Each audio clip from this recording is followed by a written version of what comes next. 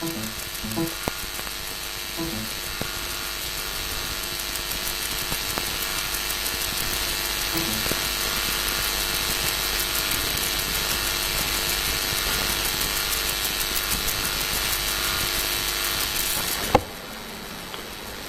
ਵਾਹਿਗੁਰੂ।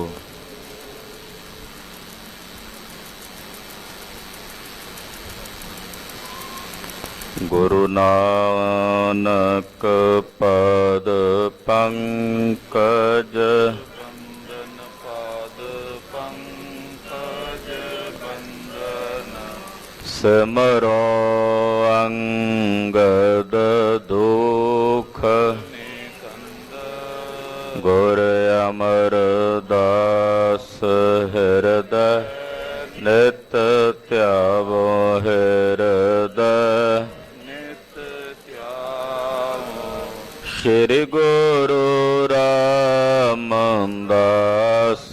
ਗੁਣ ਗੁਰੂ ਅਰਜਨ ਬਿਘਨਨ ਕੇ ਬਿਘਨਨ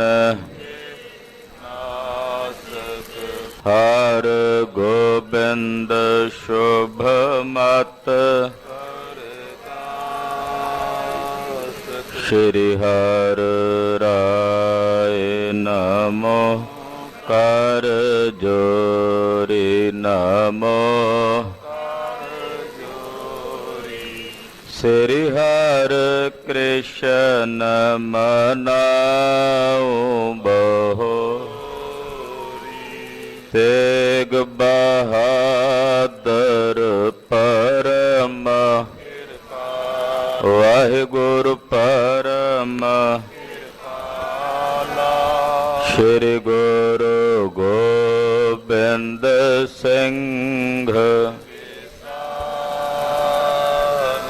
ਪਰੋਤਰਾ ਪਰ ਪੁੰਨ ਪੁੰਨ ਸੀਸ ਵਾਹਿਗੁਰੂ ਪੁੰਨ ਪੁੰਨ ਸੀਸਾ ਬੰਦੋ ਬਾਰ ਬਾਰ ਜਗਦੀਸਾ ਏਕੰਕਾਰ ਸਤਿਗੁਰੂ ਤੇ ਪ੍ਰਸਾਦ ਸਚ ਹੋਏ। ਵਾਹਿਗੁਰੂ ਜੀ ਕੀ ਫਤਿਹ ਹੈ। ਬੇਗਨ ਬਿਨਾਸਨ ਸੋਏ ਜਿਸ ਮਹਿ ਅੰਮ੍ਰਿਤ ਗਿਆਨ ਹੈ ਮਾਨਕ ਭਗਤ ਵੈਰਾਗ। ਗੁਰੂ ਗ੍ਰੰਥ ਸਾਹਿਬ ਉਦਦ ਬੰਦੋਂ ਕਰ ਅਨੁਰਾਗ। ਗੁਰੂ ਗ੍ਰੰਥ ਸਾਹਿਬ ਉਦਦ ਬੰਦੋਂ ਕਰ ਅਨੁਰਾਗ। ਸਤਿਨਾਮ ਸ੍ਰੀ ਵਾਹਿਗੁਰੂ ਸਾਹਿਬ ਜੀਓ।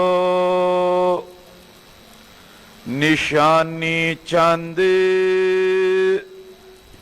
ਬੂਝਿਓ ਇਕ ਨਰ ਕਿਆ ਪਇਓ ਕਿਉਂ ਰੋਦਨ ਠਾਨੇ। ਨਗਰ ਦੁਖੀ ਸਗਰੋ ਆਏ ਔਰ ਸ਼ੋਕ ਮਹਾਨੇ। ਕੋ ਐਸੋ ਵੱਡ ਬਿਗਨ ਪਾ ਵਿਆਕੁਲ ਨਰ ਨਾਰੀ। ਦਿਖੀਅਤ ਹਰਕਤ ਕੋ ਨਹੀਂ ਸਭ ਹੈ ਇੱਕ ਸਾਰੀ। ਵਾਹਿਗੁਰੂ ਜੀ ਕਾ ਖਾਲਸਾ ਵਾਹਿਗੁਰੂ ਜੀ ਕੀ ਫਤਿਹ। परम सम्मान योग सत्कार योग गुरु की साजी और नवाजी हुई। गुरु का खास रूप गुरु खालसा साध संगत जीओ वड्डिया भागां वाले हो। संध्या वेले दे सजे हुए दीवानां च हाजरियां भर के जगत गुरु श्री गुरु ग्रंथ साहिब जी महाराज जी दे दर्शन दीदार परस रहे। दर्श परस कीनो गुरु ग्रंथ महाराज जू के पाप जन्मांतर के पुण्य रूप धारते। श्री गुरु ग्रंथ साहब जी दे दर्शन परस के ਜਨਮ ਜਨਮਾਂਤਰਾਂ ਦੇ ਕੀਤੇ ਹੋਏ ਪਾਪ ਪੁੰਨਾਂ ਵਿੱਚ ਤਬਦੀਲ ਹੋ ਜਾਂਦੇ ਹਨ। ਐਸੇ ਸਾਹਿਬ ਜੀ ਦੇ ਦਰਸ਼ਨ ਦਿਦਾਰੇ ਕਰਕੇ ਰੱਬੀ ਬਾਣੀ ਦੇ ਕੀਰਤਨ ਰਾਗੀ ਸਿੰਘਾਂ ਤੋਂ ਆਪ ਜੀ ਨੇ ਸਰਵਣ ਕੀਤੇ ਹਨ। ਵੇਲਾ ਹੈ ਸਤਿਗੁਰਾਂ ਦੇ ਇਤਿਹਾਸ ਦੀ ਚੱਲ ਰਹੀ ਲੜੀਵਾਰ ਕਥਾ ਦਾ। ਧੰਨ ਗੁਰੂ ਅਮਰਦਾਸ ਸਾਹਿਬ ਜੀ ਨੂੰ ਭਾਈ ਬੱਲੂ ਜੀ ਨੇ ਬੇਨਤੀ ਕੀਤੀ ਗਰੀਬ ਨਵਾਜ, ਆਪ ਜੀ ਤੇ ਟੇਕ ਭਰੋਸਾ ਰੱਖ ਕੇ ਬੇਅੰਤ ਸਿੱਖ ਗੋਇੰਦਵਾਲ ਸਾਹਿਬ ਆ ਕੇ ਆਪਣੇ ਮਕਾਨ ਬਣਾ ਰਹੇ ਨੇ। ਇੱਥੇ ਰਹਿਣ ਵਾਸਤੇ ਰਹਿਣ ਬਸੇਰਾ ਬਣਾ ਰਹੇ ਨੇ ਮਹਾਰਾਜ, ਪਰ ਮਕਾਨ ਸੁੰਦਰ ਨਹੀਂ ਪਏ ਬਣਦੇ। ਉਹਦਾ ਕਾਰਨ ਹੈ ਕਿ ਲੰਮੀ ਲੱਕੜ ਸ਼ਤੀਰ ਜਿਹੜੀ ਹੈ ਉਹ ਨਹੀਂ ਮਿਲਦੀ, ਉਹਦੀ ਕਿੱਲਤ ਹੈ। ਸਤਿਗੁਰਾਂ ਆਖਿਆ ਭਾਈ ਬੱਲੂ ਜੀ ਲੱਕੜ ਦੀ ਵੀ ਕੋਈ ਕਿੱਲਤ ਨਹੀਂ ਰਹੇਗੀ। ਪਾਤਸ਼ਾਹ ਨੇ ਆਪਣੇ ਭਤੀਜੇ ਬਾਬਾ ਸਾਵਣ ਮੱਲ ਜੀ ਨੂੰ ਬੁਲਾਇਆ, ਆਖਿਆ ਸਾਵਣ ਮੱਲ ਜਾਓ ਹਰੀਪੁਰ ਜਾ ਕੇ ਉੱਥੋਂ ਵੱਡੀਆਂ ਲੱਕੜਾਂ ਲਿਆਓ ਤਾਂ ਜੋ ਗੋਇੰਦਵਾਲ ਸਾਹਿਬ 'ਚ ਰਹਿਣ ਵਾਲੀ ਸੰਗਤ ਦੀਆਂ ਮੁਸ਼ਕਲਾਂ ਦੂਰ ਹੋਣ, ਉਹ ਵਧੀਆ ਮਕਾਨ ਬਣਾਉਣ। ਬਾਬਾ ਸਾਵਣ ਮੱਲ ਜੀ ਨੇ ਬੇਨਤੀ ਕੀਤੀ, ਮਹਾਰਾਜ ਉੱਥੇ ਬਗਾਨੇ ਦੇਸ਼ ਜਾਣਾ ਹੈ, ਕਿਸੇ ਨਾਲ ਜਾਣ ਪਹਿਚਾਣ ਨਹੀਂ ਹੈ ਤੇ ਏਡਾ ਵੱਡਾ ਕਾਰਜ ਹੈ, ਉੱਥੋਂ ਲੱਕੜਾਂ ਕਿਵੇਂ ਲਿਆਵਾਂਗਾ? ਨਾ ਕੋਈ ਰੁਪਈਏ ਪੈਸੇ ਨੇ ਆਪ ਜੀ ਨੇ ਦਿੱਤੇ ਤੇ ਨਾ ਹੀ ਨਾਲ ਕੋਈ ਨੌਕਰ ਚਾਕਰ ਨੇ, ਇਕੱਲਾ ਜਾਵਾਂ। ਮਹਾਰਾਜ ਜੀ ਨੇ ਆਖਿਆ ਸਾਵਣ ਮੱਲ ਤੇਰੇ ਫੁਰਨੇ 'ਚ ਸਾਡੀ ਕਲਾ ਵਰਤੇਗੀ, ਜੋ ਸੋਚੇਗਾ ਉਹ ਹੋ ਜਾਏਗਾ, ਤੁਸੀਂ ਜਾਓ। ਬਾਬੇ ਸਾਵਣ ਮੱਲ ਦੀ ਮਾਤਾ ਨੂੰ ਪਤਾ ਲੱਗਾ ਕਿ ਮੇਰੇ ਪੁੱਤ ਨੂੰ ਸਤਿਗੁਰੂ ਜੀ ਪਹਾੜਾਂ 'ਚ ਭੇਜ ਰਹੇ ਨੇ। ਦੌੜੀ ਆਈ, ਕਹਿਣ ਲੱਗੀ ਜੀ ਇੱਕੋ ਇੱਕ ਪੁੱਤਰ ਹੈ, ਮੈਂ ਸੁਣਿਆ ਉੱਥੇ ਪਹਾੜਾਂ ਵਿੱਚ ਡਾਕਣਾ ਰਹਿੰਦੀਆਂ ਨੇ, ਡੈਣਾ ਰਹਿੰਦੀਆਂ ਨੇ ਜਿਹੜੀਆਂ ਕਲੇਜਾ ਕੱਢ ਕੇ ਖਾ ਜਾਂਦੀਆਂ, ਤੁਸੀਂ ਮੇਰੇ ਪੁੱਤ ਨੂੰ ਉੱਥੇ ਇਕੱਲੇ ਨੂੰ ਭੇਜ ਦਿਓ, ਇੱਕੋ ਇੱਕ ਤਾਂ ਮੇਰਾ ਪੁੱਤ ਹੈ, ਇਹੀ ਮੇਰਾ ਆਸਰਾ ਹੈ। ਪਾਤਸ਼ਾਹ ਨੇ ਇੱਕ ਬੜਾ ਸੁੰਦਰ ਰੁਮਾਲ ਬਾਬੇ ਸਾਵਣ ਮੱਲ ਜੀ ਨੂੰ ਦਿੱਤਾ, ਜਿਹਦੇ ਨਾਲ ਸਤਿਗੁਰੂ ਜੀ ਆਪਣੇ ਹੱਥ ਪੂੰਝਦੇ ਸਨ। ਆਖਿਆ ਸਾਵਣ ਮੱਲ ਇਹ ਰੁਮਾਲ ਨਾ ਸਮਝ, ਇਹ ਜਾਣ ਵੀ ਇਹ ਅਜਮਤਾਂ ਦੀ ਥੈਲੀ ਹੈ, ਇਹਦੇ ਕੋਲੋਂ ਜੋ ਕਰਾਵੇਂਗਾ ਹੋ ਜਾਏਗਾ। ਜਦੋਂ ਰੁਮਾਲ ਬਾਬਾ ਜੀ ਨੇ ਆਪਣੇ ਸੀਸ ਤੇ ਧਰਿਆ ਤੇ ਕਪਾਟ ਖੁੱਲੇ, ਵੇਖਿਆ ਵੀ ਬੇਅੰਤ ਸ਼ਕਤੀਆਂ ਉਸ ਰੁਮਾਲ ਦੇ ਤਾਬਿਆਂ ਨੇ। ਗੁਰੂ ਪਾਤਸ਼ਾਹ ਕੋਲੋਂ ਆਗਿਆ ਲੈ ਕੇ ਬਾਬਾ ਸਾਵਣ ਮੱਲ ਜੀ ਹਰੀਪੁਰ ਆਏ ਨੇ। ਬੜਾ ਸੁੰਦਰ ਮਾਹੌਲ ਹੈ, ਬੜੇ ਸੋਹਣੇ ਪਹਾੜ ਨੇ, ਹਰਿਆਵਲ ਹੈ, ਨਿਰਮਲ ਜਲ ਵਗ ਰਿਹਾ ਹੈ। ਜਦੋਂ ਹਰੀਪੁਰ ਦੇ ਵਿੱਚ ਰਾਜਧਾਨੀ 'ਚ ਰਾਜੇ ਦੇ ਪਹੁੰਚੇ, ਉੱਥੇ ਅੱਗੇ ਚੀਖ ਝਿਆੜਾ ਪਿਆ ਹੋਇਆ, ਲੋਕ ਰੋ ਰਹੇ ਨੇ, ਕੁਰਲਾਪ ਕਰ ਰਹੇ ਨੇ, ਵੈਣ ਪੈ ਰਹੇ ਨੇ। ਬਾਬਾ ਸਾਵਣ ਮੱਲ ਜੀ ਉੱਥੇ ਪੁੱਜੇ ਨੇ। ਆਓ ਮਨ ਬਿਰਤੀਆਂ ਇਕਾਗਰ ਕਰਕੇ ਇੱਥੋਂ ਅਗਲੇਰੀ ਕਥਾ ਸਰਵਣ ਕਰੀਏ। ਗੁਰੂ ਪਾਤਸ਼ਾਹ ਦੇ ਚਰਨਾਂ ਵਿੱਚ ਆਪਣੀਆਂ ਹਾਜ਼ਰੀਆਂ ਲਵਾਉਂਦਿਆਂ ਰਸਨਾ ਨੂੰ ਪਵਿੱਤਰ ਕਰਦਿਆਂ ਆਖੋ ਜੀ ਸਤਨਾਮ ਸ੍ਰੀ ਵਾਹਿਗੁਰੂ ਸਾਹਿਬ ਜੀ। ਸਤਨਾਮ ਸ੍ਰੀ ਵਾਹਿਗੁਰੂ ਸਾਹਿਬ ਜੀ। ਨਿਸ਼ਾਨੀ ਚੰਦ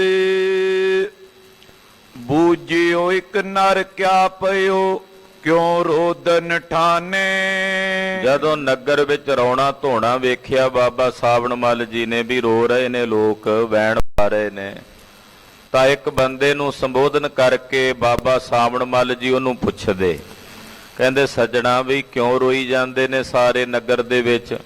ਇਹ ਚੀਖ ਝਿਆੜਾ ਪਿਆ ਹੋਇਆ, ਲੋਕ ਕੁਰਲਾਪ ਕਰ ਰਹੇ ਨੇ, ਇਹਦਾ ਕੀ ਕਾਰਨ ਹੈ? ਨਗਰ ਦੁਖੀ ਸਗਰੋ ਆਏ ਉਰ ਸ਼ੋਕ ਮਹਾਨੇ। ਸਾਰਾ ਨਗਰ ਹੀ ਦੁਖੀ ਪ੍ਰਤੀਤ ਹੁੰਦਾ, ਬੜੇ ਜ਼ਿਆਦਾ ਸ਼ੋਕ ਦੇ ਵਿੱਚ, ਦੁੱਖ ਦੇ ਵਿੱਚ ਲੋਕ ਗਮਗੀਨ ਹਨ। ਉਹ ਐਸੋ ਵੱਡ ਬਿਗਨ ਪਾ ਵਿਆਕੁਲ ਨਰ ਨਾਰੀ। ਇਹੋ ਜਿਹਾ ਕਿਹੜਾ ਵਿਘਨ ਪੈ ਗਿਆ ਇਸ ਨਗਰ ਵਿੱਚ, ਐਸੀ ਕਿਹੜੀ ਸਮੱਸਿਆ ਆ ਗਈ ਹੈ ਕਿ ਸਾਰੇ ਨਰ ਨਾਰੀਆਂ ਵਿਆਕੁਲ ਨੇ, ਕਿਸੇ ਦੇ ਚਿਹਰੇ ਤੇ ਖੇੜਾ ਨਹੀਂ, ਸਭ ਰੋ ਰਹੇ ਨੇ, ਸਭ ਦੇ ਚਿਹਰੇ ਉਦਾਸ ਹਨ। ਦਿਖੀਅਤ ਹਰਖਤ ਕੋ ਨਹੀਂ, ਸਭ ਹੈ ਇੱਕ ਸਾਰੀ। ਕਿਸੇ ਦੇ ਚਿਹਰੇ ਤੇ ਖੁਸ਼ੀ ਨਹੀਂ ਦਿਸਦੀ, ਸਾਰੇ ਇੱਕੋ ਸਾਰ ਨਜ਼ਰ ਆ ਰਹੇ ਨੇ, ਸਭ ਹੀ ਵਿਰਲਾਪ ਕਰ ਰਹੇ ਹਨ। ਇਹਦਾ ਕੀ ਕਾਰਨ ਹੈ? ਐਸਾ ਕੀ ਵਿਗਾੜ ਹੋ ਗਿਆ ਤੁਹਾਡੇ ਨਗਰ ਵਿੱਚ? ਨਰ ਨੇ ਪੰਨਿਓ ਬਿਰਤਾਂਤ ਤਬ, ਜੋ ਸਕ ਨਗਰ ਨਰੇਸ਼ਾ। ਬਾਬਾ ਸਾਵਣ ਮੱਲ ਜੀ ਦੇ ਸਵਾਲ ਸੁਣ ਕੇ ਜਿਹੜਾ ਉਹ ਨਗਰ ਦਾ ਰਹਿਣ ਵਾਲਾ ਉੱਥੋਂ ਦਾ ਵਸਿੰਦਾ ਸੀ, ਉਹ ਬੋਲਿਆ, ਕਹਿਣ ਲੱਗਾ, ਮਹਾਰਾਜ ਸਾਡੇ ਨਗਰ ਦਾ ਜਿਹੜਾ ਰਾਜਾ ਹੈ, ਏਕ ਪੁੱਤਰ ਤਿਸ ਕੋ ਤੋ ਤਨ ਚਾਰੂ ਸ਼ੇਸ਼ਾ। ਸਾਡੇ ਨਗਰ ਦਾ ਰਾਜਾ ਬੜਾ ਧਰਮੀ ਪੁਰਸ਼ ਹੈ। ਉਹਦਾ ਇੱਕੋ ਇੱਕ ਲੜਕਾ ਸੀ, ਬੜਾ ਹੀ ਸੁੰਦਰ ਸੀ, ਹਾਲੇ ਉਹ ਭਰ ਜਵਾਨੀ ਦੀ ਅਵਸਥਾ ਵਿੱਚ ਸੀ। ਤਰਨ ਹੋਣ ਲੱਗੇ ਉਹ ਤੋ ਪਿਕ ਜੀਵਤ ਰਾਜਾ। ਹਾਲੇ ਜਵਾਨੀ ਵਾਲੇ ਪਾਸੇ ਉਹ ਵਧਿਆ ਹੀ ਸੀ, ਯਾਨੀ ਕਿ ਕਿਸ਼ੋਰ ਅਵਸਥਾ 'ਚ ਸੀ, ਜਵਾਨ ਨਹੀਂ ਸੀ ਹੋਇਆ ਹਾਲੇ ਪੂਰਾ।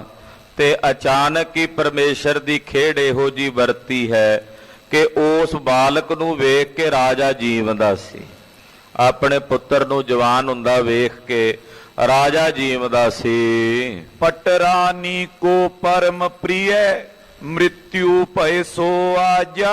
ਫਿਰ ਪਟਰਾਣੀ ਨੂੰ ਵੀ ਆਪਣਾ ਉਹ ਰਾਜਕੁਮਾਰ ਬੜਾ ਪਿਆਰਾ ਸੀ, ਤੇ ਅੱਜ ਪਰਮੇਸ਼ਰ ਦਾ ਭਾਣਾ ਵਰਤਿਆ ਤੇ ਉਹਦੀ ਮੌਤ ਹੋ ਗਈ ਹੈ। ਜਿਹੜਾ ਰਾਜੇ ਦਾ ਉਹ ਲੜਕਾ, ਜਿਹੜਾ ਹਾਲੇ ਜਵਾਨ ਨਹੀਂ ਹੋਇਆ ਪੂਰਾ, ਕਿਸ਼ੋਰ ਅਵਸਥਾ 'ਚ ਹੈ, ਅਚਾਨਕ ਹੀ ਦੇਵਨੇਤ ਕੋਈ ਇਹੋ ਜਿਹਾ ਭਾਣਾ ਵਰਤਿਆ ਕਿ ਉਹਦੀ ਅੱਜ ਮੌਤ ਹੋ ਗਈ ਹੈ। ਜਾਂ ਤੇ ਸਭ ਵਿਆਕੁਲ ਪਏ, ਨ੍ਰਿਪ ਪਾਗੀ ਉਤਾਰੀ। ਇਸ ਕਰਕੇ ਸਾਰਾ ਨਗਰ ਵਿਆਕੁਲ ਹੈ, ਬੇਬਲ ਹੈ, ਲੋਕ ਰੋ ਰਹੇ ਨੇ। ਰਾਜੇ ਨੇ ਵੀ ਆਪਣੇ ਸਿਰ ਤੋਂ ਪੱਗ ਲਾਹ ਕੇ ਰੱਖ ਦਿੱਤੀ ਹੈ, ਉਹਨੇ ਆਪਣਾ ਸਿਰ ਨੰਗਾ ਕਰ ਲਿਆ, ਕਿਉਂਕਿ ਸ਼ੋਕ ਦਾ ਪ੍ਰਤੀਕ ਹੈ। ਉਹਨੇ ਆਪਣੇ ਸਿਰੋਂ ਪੱਗ ਲਾਹ ਕੇ ਜ਼ਮੀਨ ਤੇ ਰੱਖ ਦਿੱਤੀ ਹੈ। ਪੀਟਤ ਸਿਰ ਸੁਧ ਨੈ ਰਹੀ, ਮੂਰਛ ਨਾ ਧਾਰੀ। ਸਿਰ ਪਿੱਟਦਾ, ਦੁਹੱਥੜੇ ਮਾਰ ਕੇ ਛਾਤੀ ਪਿੱਟਦਾ, ਔਰ ਕਈ ਵੇਰੀ ਸਵੇਰ ਦਾ ਬੇਹੋਸ਼ ਹੋ ਕੇ ਜ਼ਮੀਨ ਤੇ ਡਿੱਗ ਪਿਆ ਰੋਂਦਾ। ਇੱਕੋ ਇੱਕ ਲੜਕਾ ਸੀ, ਅਚਾਨਕ ਜਦੋਂ ਏਦਾਂ ਕਾਲ ਚਲਾਣਾ ਕਰ ਗਿਆ ਤੇ ਸੁਭਾਵਕ ਸੀ ਉਹਦੇ ਪਿਤਾ ਨੇ ਇੰਨਾ ਸ਼ੋਕ ਮਨਾਉਣਾ ਹੀ ਸੀ। ਕਹਿੰਦੇ ਉਹ ਰਾਜਾ ਸਵੇਰ ਦਾ ਰੋਈ ਜਾਂਦਾ ਹੈ, ਦੁਹੱਥੜੇ ਮਾਰ ਕੇ ਸਿਰ ਪਿੱਟਦਾ ਹੈ, ਔਰ ਜ਼ਮੀਨ ਤੇ ਕਈ ਵੇਰੀ ਸਵੇਰ ਦਾ ਬੇਹੋਸ਼ ਹੋ ਕੇ ਡਿੱਗ ਚੁੱਕਾ ਹੈ। ਤਿਮਰਾਣੀ ਆਤੁਰ ਬੜੀ, ਪਾਰਿ ਦੇ ਕਲੇਸ਼ੂ। ਜਿਵੇਂ ਰਾਜਾ ਦੁਖੀ ਹੈ, ਏਦਾਂ ਉਹਦੀ ਰਾਣੀ ਵੀ ਕਲੇਸ਼ ਵਿੱਚ ਹੈ। ਉਹਨੇ ਵੀ ਸਿਰ ਦੇ ਕੇਸ ਖੋਲੇ ਹੋਏ ਨੇ, ਸਿਰ ਤੋਂ ਚੁੰਨੀ ਲਾਹ ਦਿੱਤੀ ਹੋਈ ਹੈ ਸ਼ੋਕ ਮਨਾਉਣ ਵਾਸਤੇ, ਦੁਹੱਥੜੇ ਮਾਰ ਕੇ ਉਹ ਵੀ ਪਿੱਟ ਰਹੀ ਤੇ ਵੈਣ ਪਾਉਂਦੀ ਹੈ। ਪ੍ਰਜਾ ਕੂ ਤੋ ਹਰ ਖੀਰ ਦੇ, ਦੁੱਖ ਲਿਓ ਅਸ਼ੇਸ਼ੂ। ਜੇ ਸਾਡੇ ਦੇਸ਼ ਦਾ ਰਾਜਾ ਤੇ ਰਾਣੀ ਏਦਾਂ ਜ਼ਿਆਦਾ ਦੁੱਖ ਮਨਾ ਰਹੇ ਨੇ, ਤੇ ਫਿਰ ਪ੍ਰਜਾ ਨੂੰ ਕਿਵੇਂ ਸੁੱਖ ਮਿਲ ਸਕਦਾ ਹੈ ਜੀ? ਫਿਰ ਪ੍ਰਜਾ ਕਿਵੇਂ ਖੁਸ਼ ਹੋ ਸਕਦੀ ਹੈ? ਪ੍ਰਜਾ ਦੇ ਚਿਹਰੇ ਤੇ ਕਿਵੇਂ ਖੇੜਾ ਆਵੇ ਜੇ ਸਾਡੇ ਨਗਰ ਦੇ ਰਾਜੇ ਦੇ ਨਾਲ ਇਹ ਭਾਣਾ ਵਰਤਿਆ ਹੈ? ਨ੍ਰਿਪ ਸੁਖ ਤੇ ਪ੍ਰਜਾ ਸੁਖੀ, ਦੁੱਖ ਤੇ ਦੁੱਖ ਪਾਵੇ। ਸਾਡਾ ਰਾਜਾ ਸੁਖੀ ਹੋਵੇ ਤੇ ਸਾਡੀ ਸਾਰੀ ਪ੍ਰਜਾ ਵੀ ਸੁਖੀ। ਰਾਜਾ ਦੁਖੀ ਤੇ ਪ੍ਰਜਾ ਵੀ ਦੁਖੀ, ਜੇ ਰਾਜਾ ਸੁਖੀ ਤੇ ਪ੍ਰਜਾ ਵੀ ਸੁਖੀ ਹੁੰਦੀ ਹੈ। ਇਮ ਵਿਆਕੁਲ ਨਰ ਹੋਏ ਰਹੇ, ਰਵ ਰੁਦ ਨੇ ਉਠਾਵੇ। ਇਸ ਕਰਕੇ ਇਹ ਸਾਰੇ ਲੋਕ ਵਿਆਕੁਲ ਨੇ, ਲੋਕ ਰੋ ਰਹੇ ਨੇ, ਬੇਬਲ ਨੇ, ਕਿ ਸਭ ਦੇ ਮਨ 'ਚ ਇਸ ਗੱਲ ਦੀ ਚਿੰਤਾ ਵੀ ਹੈ ਕਿ ਰਾਜੇ ਤੋਂ ਬਾਅਦ ਹੁਣ ਉਹਦਾ ਵਾਰਸ ਕੌਣ ਹੋਵੇਗਾ। ਸੁਨ ਕੇ ਚਿਤ ਮੈਂ ਚਿਤਵਤੋ, ਇਹੋ ਅਜ਼ਮਤ ਤਾਂ ਥਾਈ। ਜਦੋਂ ਬਾਬਾ ਸਾਵਣ ਮੱਲ ਜੀ ਨੇ ਸਾਰੀ ਵਾਰਤਾ ਸੁਣੀ, ਸੁਣ ਕੇ ਮਨ 'ਚ ਵਿਚਾਰਿਆ ਵੀ ਇਹ ਹੈ ਉਹ ਵੇਲਾ ਜਦੋਂ ਇੱਥੇ ਅਜ਼ਮਤ ਪ੍ਰਗਟ ਹੋਵੇ ਤੇ ਸਾਰਾ ਨਗਰ ਗੁਰੂ ਘਰ ਨੂੰ ਝੁਕ ਜਾਵੇ। ਬਾਬਾ ਸਾਵਣ ਮੱਲ ਜੀ ਨੇ ਵੇਖਿਆ ਕਿ ਇਹ ਸਹੀ ਵੇਲਾ ਹੈ, ਇਸ ਵੇਲੇ ਜੇ ਅਜਮਤ ਪ੍ਰਗਟ ਕੀਤੀ ਜਾਵੇ ਤੇ ਗੱਲ ਬਣੇਗੀ। ਨ੍ਰਿਪ ਸੁਤ ਏਕ ਜਿਵਾਏ ਬੇ ਸਭ ਲਾਗੇ ਪਾਈ। ਜੇ ਰਾਜੇ ਦੇ ਲੜਕੇ ਨੂੰ ਜੀਵਤ ਕਰ ਦਿੱਤਾ ਜਾਏ ਤਾਂ ਇਹ ਸਾਰੇ ਲੋਕ ਆਪਣੇ ਆਪ ਹੀ ਚਰਨਾਂ ਤੇ ਝੁਕ ਜਾਣਗੇ, ਕਿਉਂਕਿ ਜੇ ਰਾਜਾ ਝੁਕੇਗਾ ਰਾਜੇ ਨੂੰ ਵੇਖ ਕੇ ਪ੍ਰਜਾ ਵੀ ਆਪਣੇ ਆਪ ਹੀ ਝੁਕ ਜਾਵੇਗੀ। ਸੇਵਕ ਹੋਵੇ ਭਾਵ ਤਰ ਸਭ ਸੇਵ ਕਮਾਵੇ। ਸਾਰੇ ਭਾਵਨਾ ਧਾਰਨ ਕਰਕੇ ਗੁਰੂ ਘਰ ਦੇ ਸੇਵਕ ਹੋ ਜਾਣਗੇ ਔਰ ਪ੍ਰੇਮ ਸਹਿਤ ਫਿਰ ਜੋ ਮੈਂ ਕਹਾਂਗਾ ਫਿਰ ਉਹ ਉਹੀ ਸੇਵਾ ਕਰਨਗੇ। ਇਸ ਤੇ ਨੀਕੀ ਅਪਰਬਿਦ ਕੋ ਹੱਥ ਨ ਆਵੇ। ਇਹਦੇ ਤੋਂ ਚੰਗਾ ਤਰੀਕਾ ਹੋਰ ਨਹੀਂ ਕੋਈ ਹੱਥ ਆਉਣਾ। ਇਹ ਸਭ ਤੋਂ ਵਧੀਆ ਤਰੀਕਾ ਹੈ ਇਹਨਾਂ ਸਾਰਿਆਂ ਨੂੰ ਝੁਕਾਉਣ ਦਾ, ਇਹਨਾਂ ਸਾਰਿਆਂ ਨੂੰ ਗੁਰੂ ਘਰ ਦੀ ਸੇਵਾ ਵਿੱਚ ਲਾਉਣ ਦਾ। ਔਰ ਪ੍ਰਸੰਨ ਹੋਏ ਕਰ ਗਿਓ ਨ੍ਰਿਪ ਦੁਆਰ ਅਗਾਰੇ। ਮਨ 'ਚ ਬੜੀ ਖੁਸ਼ੀ ਹੈ ਬਾਬੇ ਸਾਵਣ ਮੱਲ ਦੇ ਵੀ ਹੁਣ ਮਨ ਭਾਉਂਦੀ ਹੋਵੇਗੀ। ਰਾਜੇ ਦੇ ਮਹਿਲਾਂ ਦੇ ਦਰਵਾਜ਼ੇ ਦੇ ਉੱਤੇ ਬਾਬਾ ਸਾਵਣ ਮੱਲ ਜੀ ਪਹੁੰਚੇ ਹਨ। ਕੂੰਜਨ ਸਮਰਾਨੀ ਜਹਾਂ ਕੁਰਲਾਤ ਪੁਕਾਰੇ। ਇੱਥੇ ਰਾਜੇ ਦੀਆਂ ਰਾਣੀਆਂ ਤੇ ਉਹਨਾਂ ਦੀਆਂ ਅੱਗੋਂ ਦਾਸੀਆਂ ਜਿਵੇਂ ਕੂੰਜਾਂ ਵਿਛੜੀਆਂ ਹੋਈਆਂ ਡਾਰਾਂ ਤੋਂ ਵਿਰਲਾਪ ਕਰਦੀਆਂ ਨੇ, ਏਦਾਂ ਕੂੰਜਾਂ ਦੇ ਸਮਾਨ ਕਹਿੰਦੇ ਉਹ ਰਾਣੀਆਂ ਕੁਰਲਾਪ ਕਰ ਰਹੀਆਂ ਨੇ, ਰੋ ਰਹੀਆਂ ਨੇ। ਕੇਸ ਉਖਾਰਤ ਸੀਸ ਕੇ ਨੈ ਬਸਨ ਸੰਭਾਰੇ। ਸਿਰ ਦੇ ਕੇਸ ਪੁੱਟਦੀਆਂ ਨੇ, ਤਨ ਤੇ ਪਾਏ ਬਸਤਰਾਂ ਨੂੰ ਨਹੀਂ ਸੰਭਾਲਦੀਆਂ ਔਰ ਦੁਹੱਥੜੇ ਮਾਰ ਕੇ ਤਨ ਨੂੰ ਪਿੱਟ ਰਹੀਆਂ ਹਨ। ਕਰ ਤਲ ਸੋਂ ਪੀਟਤ ਬਦਨ ਸਿਰ ਜੰਗਨ ਮਾਰੇ। ਸਿਰ ਦੇ ਉੱਤੇ ਚਪੇੜਾਂ ਮਾਰਦੀਆਂ ਨੇ, ਜਾਂਗਾਂ ਦੇ ਉੱਤੇ ਪਿੱਟਣਾ ਕਰਦੀਆਂ, ਛਾਪਾ ਕਰਦੀਆਂ ਹਨ। ਅਤ ਬਿਰਲਾਪ ਸੰਕਟ ਲਿਓ ਲੋਚਨ ਜਲ ਗੀਰੇ। ਬਹੁਤ ਜ਼ਿਆਦਾ ਬਿਰਲਾਪ ਹੈ। ਪੂਰੇ ਮਹਿਲ ਵਿੱਚ ਇਹੋ ਜਿਹਾ ਚੀਖ ਝਿਆੜਾ ਰੋਣਾ ਧੋਣਾ ਇੰਨੀ ਉੱਚੀ ਆਵਾਜ਼ ਵਿੱਚ ਰੁਦਨ ਹੋ ਰਿਹਾ ਵੀ ਕੋਈ ਹੋਰ ਗੱਲ ਸੁਣਾਈ ਨਹੀਂ ਦਿੰਦੀ। ਬਾਬਾ ਸਾਵਣ ਮੱਲ ਜੀ ਇਹੋ ਜਿਹੇ ਮਾਹੌਲ ਤੇ ਪਹੁੰਚੇ ਹਨ। ਜੈ ਕੈ ਹਾਹਾਕਾਰ ਪਾ ਉੱਚੀ ਧੁਨ ਟੇਰੇ। ਜਿੱਥੇ ਸਭ ਵਿਰਲਾਪ ਕਰ ਰਹੇ ਨੇ, ਨੇਤਰਾਂ ਚੋਂ ਸਭ ਦੇ ਨੀਰ ਵਹਿ ਰਹੇ ਨੇ, ਹਾਹਾਕਾਰ ਮਚੀ ਹੋਈ ਹੈ ਔਰ ਉੱਚੀ ਉੱਚੀ ਆਵਾਜ਼ ਦੇ ਵਿੱਚ ਰੁਦਨ ਹੋ ਰਿਹਾ ਹੈ। ਨ੍ਰਿਪਤ ਮਹਾ ਵਿਆਕੁਲ ਪਰਿਓ ਮੰਤਰੀ ਬਿਲ ਖਾਵੇ। ਰਾਜਾ ਵੀ ਬੜਾ ਵਿਆਕੁਲ ਹੋ ਕੇ ਜ਼ਮੀਨ ਤੇ ਡਿੱਗਾ ਪਿਆ ਹੈ ਔਰ ਦੁਹੱਥੜੇ ਆਪਣੇ ਤਨ ਤੇ ਮਾਰਦਾ ਹੈ। ਜਿੰਨੇ ਮੰਤਰੀ ਨੇ ਉਹ ਵੀ ਰੋ ਰਹੇ ਨੇ ਤੇ ਵਿਰਲਾਪ ਕਰ ਰਹੇ ਨੇ। ਆਪਸ ਮੈਂ ਕੋ ਧੀਰ ਦੇ ਇੱਕ ਸਮ ਦੁੱਖ ਪਾਵੇ। ਕਹਿੰਦੇ ਆਪਸ ਵਿੱਚ ਧੀਰਜ ਕੌਣ ਦੇਵੇ? ਇੱਕ ਦੂਜੇ ਨੂੰ ਧੀਰਜ ਦੇਣ ਵਾਲਾ ਵੀ ਕੋਈ ਨਹੀਂ, ਕਿਉਂਕਿ ਸਾਰੇ ਇੱਕੋ ਜਿਹੇ ਦੁਖੀ ਨੇ। ਸਭ ਨੂੰ ਇੱਕ ਸਮਾਨ ਹੀ ਦੁੱਖ ਵਿਆਪ ਰਿਹਾ ਹੈ। ਇਸ ਕਰਕੇ ਹੁਣ ਇੱਕ ਦੂਜੇ ਨੂੰ ਧੀਰਜ ਤੇ ਹੌਸਲਾ ਕੌਣ ਦੇਵੇ? ਅਵਨੀ ਤਲ ਮੈਂ ਲਿਟਤ ਕੋ ਸਿਮਰੇ ਗੁਣ ਕੀਤੇ। ਕਈ ਜ਼ਮੀਨ ਦੇ ਉੱਤੇ ਪਲਸੇਟੇ ਮਾਰ ਕੇ ਦੁਹੱਥੜੇ ਮਾਰ ਕੇ ਲੇਟ ਰਹੇ ਹਨ ਔਰ ਕਈ ਉਸ ਰਾਜਕੁਮਾਰ ਦੇ ਗੁਣਾਂ ਨੂੰ ਵਰਣਨ ਕਰਦੇ ਨੇ ਵੀ ਬੜਾ ਭਲਾ ਸੀ, ਬੜਾ ਨੇਕ ਸੀ, ਬੜਾ ਸੁੰਦਰ ਸੀ। ਏਦਾਂ ਉਹਦੇ ਗੁਣਾਂ ਨੂੰ ਯਾਦ ਕਰਦੇ ਹਨ। ਸੂਰਤ ਸੁੰਦਰ ਰਾਜ ਸੁਤ ਸਭ ਕੋ ਸੁਖ ਦੇਤੇ। ਕੀ ਗੱਲਾਂ ਕਰਦੇ ਉਹਦੇ ਗੁਣ ਗਾ ਕੇ, ਕਹਿੰਦੇ ਰਾਜੇ ਦਾ ਪੁੱਤਰ ਬੜਾ ਹੀ ਸੁੰਦਰ ਸੀ, ਰਾਜਕੁਮਾਰ ਸਾਰਿਆਂ ਨੂੰ ਸੁਖ ਦਿੰਦਾ ਸੀ। ਜਿਹੜਾ ਉਹਨੂੰ ਮਿਲਦਾ ਸੀ ਉਹਦੇ ਦਰਸ਼ਨ ਕਰਕੇ ਸਭ ਨੂੰ ਸੁਖ ਪ੍ਰਾਪਤ ਹੁੰਦਾ ਸੀ। ਇਹੋ ਜਿਹਾ ਸੁੰਦਰ ਸਰੂਪ ਸੀ। ਰਾਜਾ ਰਾਣੀ ਪ੍ਰਜਾ ਕੋ ਸਚਵਨ ਸਮੁਦਾਇਆ। ਰਾਜੇ ਰਾਣੀ ਔਰ ਉਹਨਾਂ ਦੇ ਵਜ਼ੀਰ ਤੇ ਸਾਰੀ ਪ੍ਰਜਾ ਵਾਸਤੇ ਸਭ ਇਨ ਕੋ ਇੱਕ ਆਸਰਾ ਸੋ ਪ੍ਰਭ ਨੇ ਪਾਇਆ।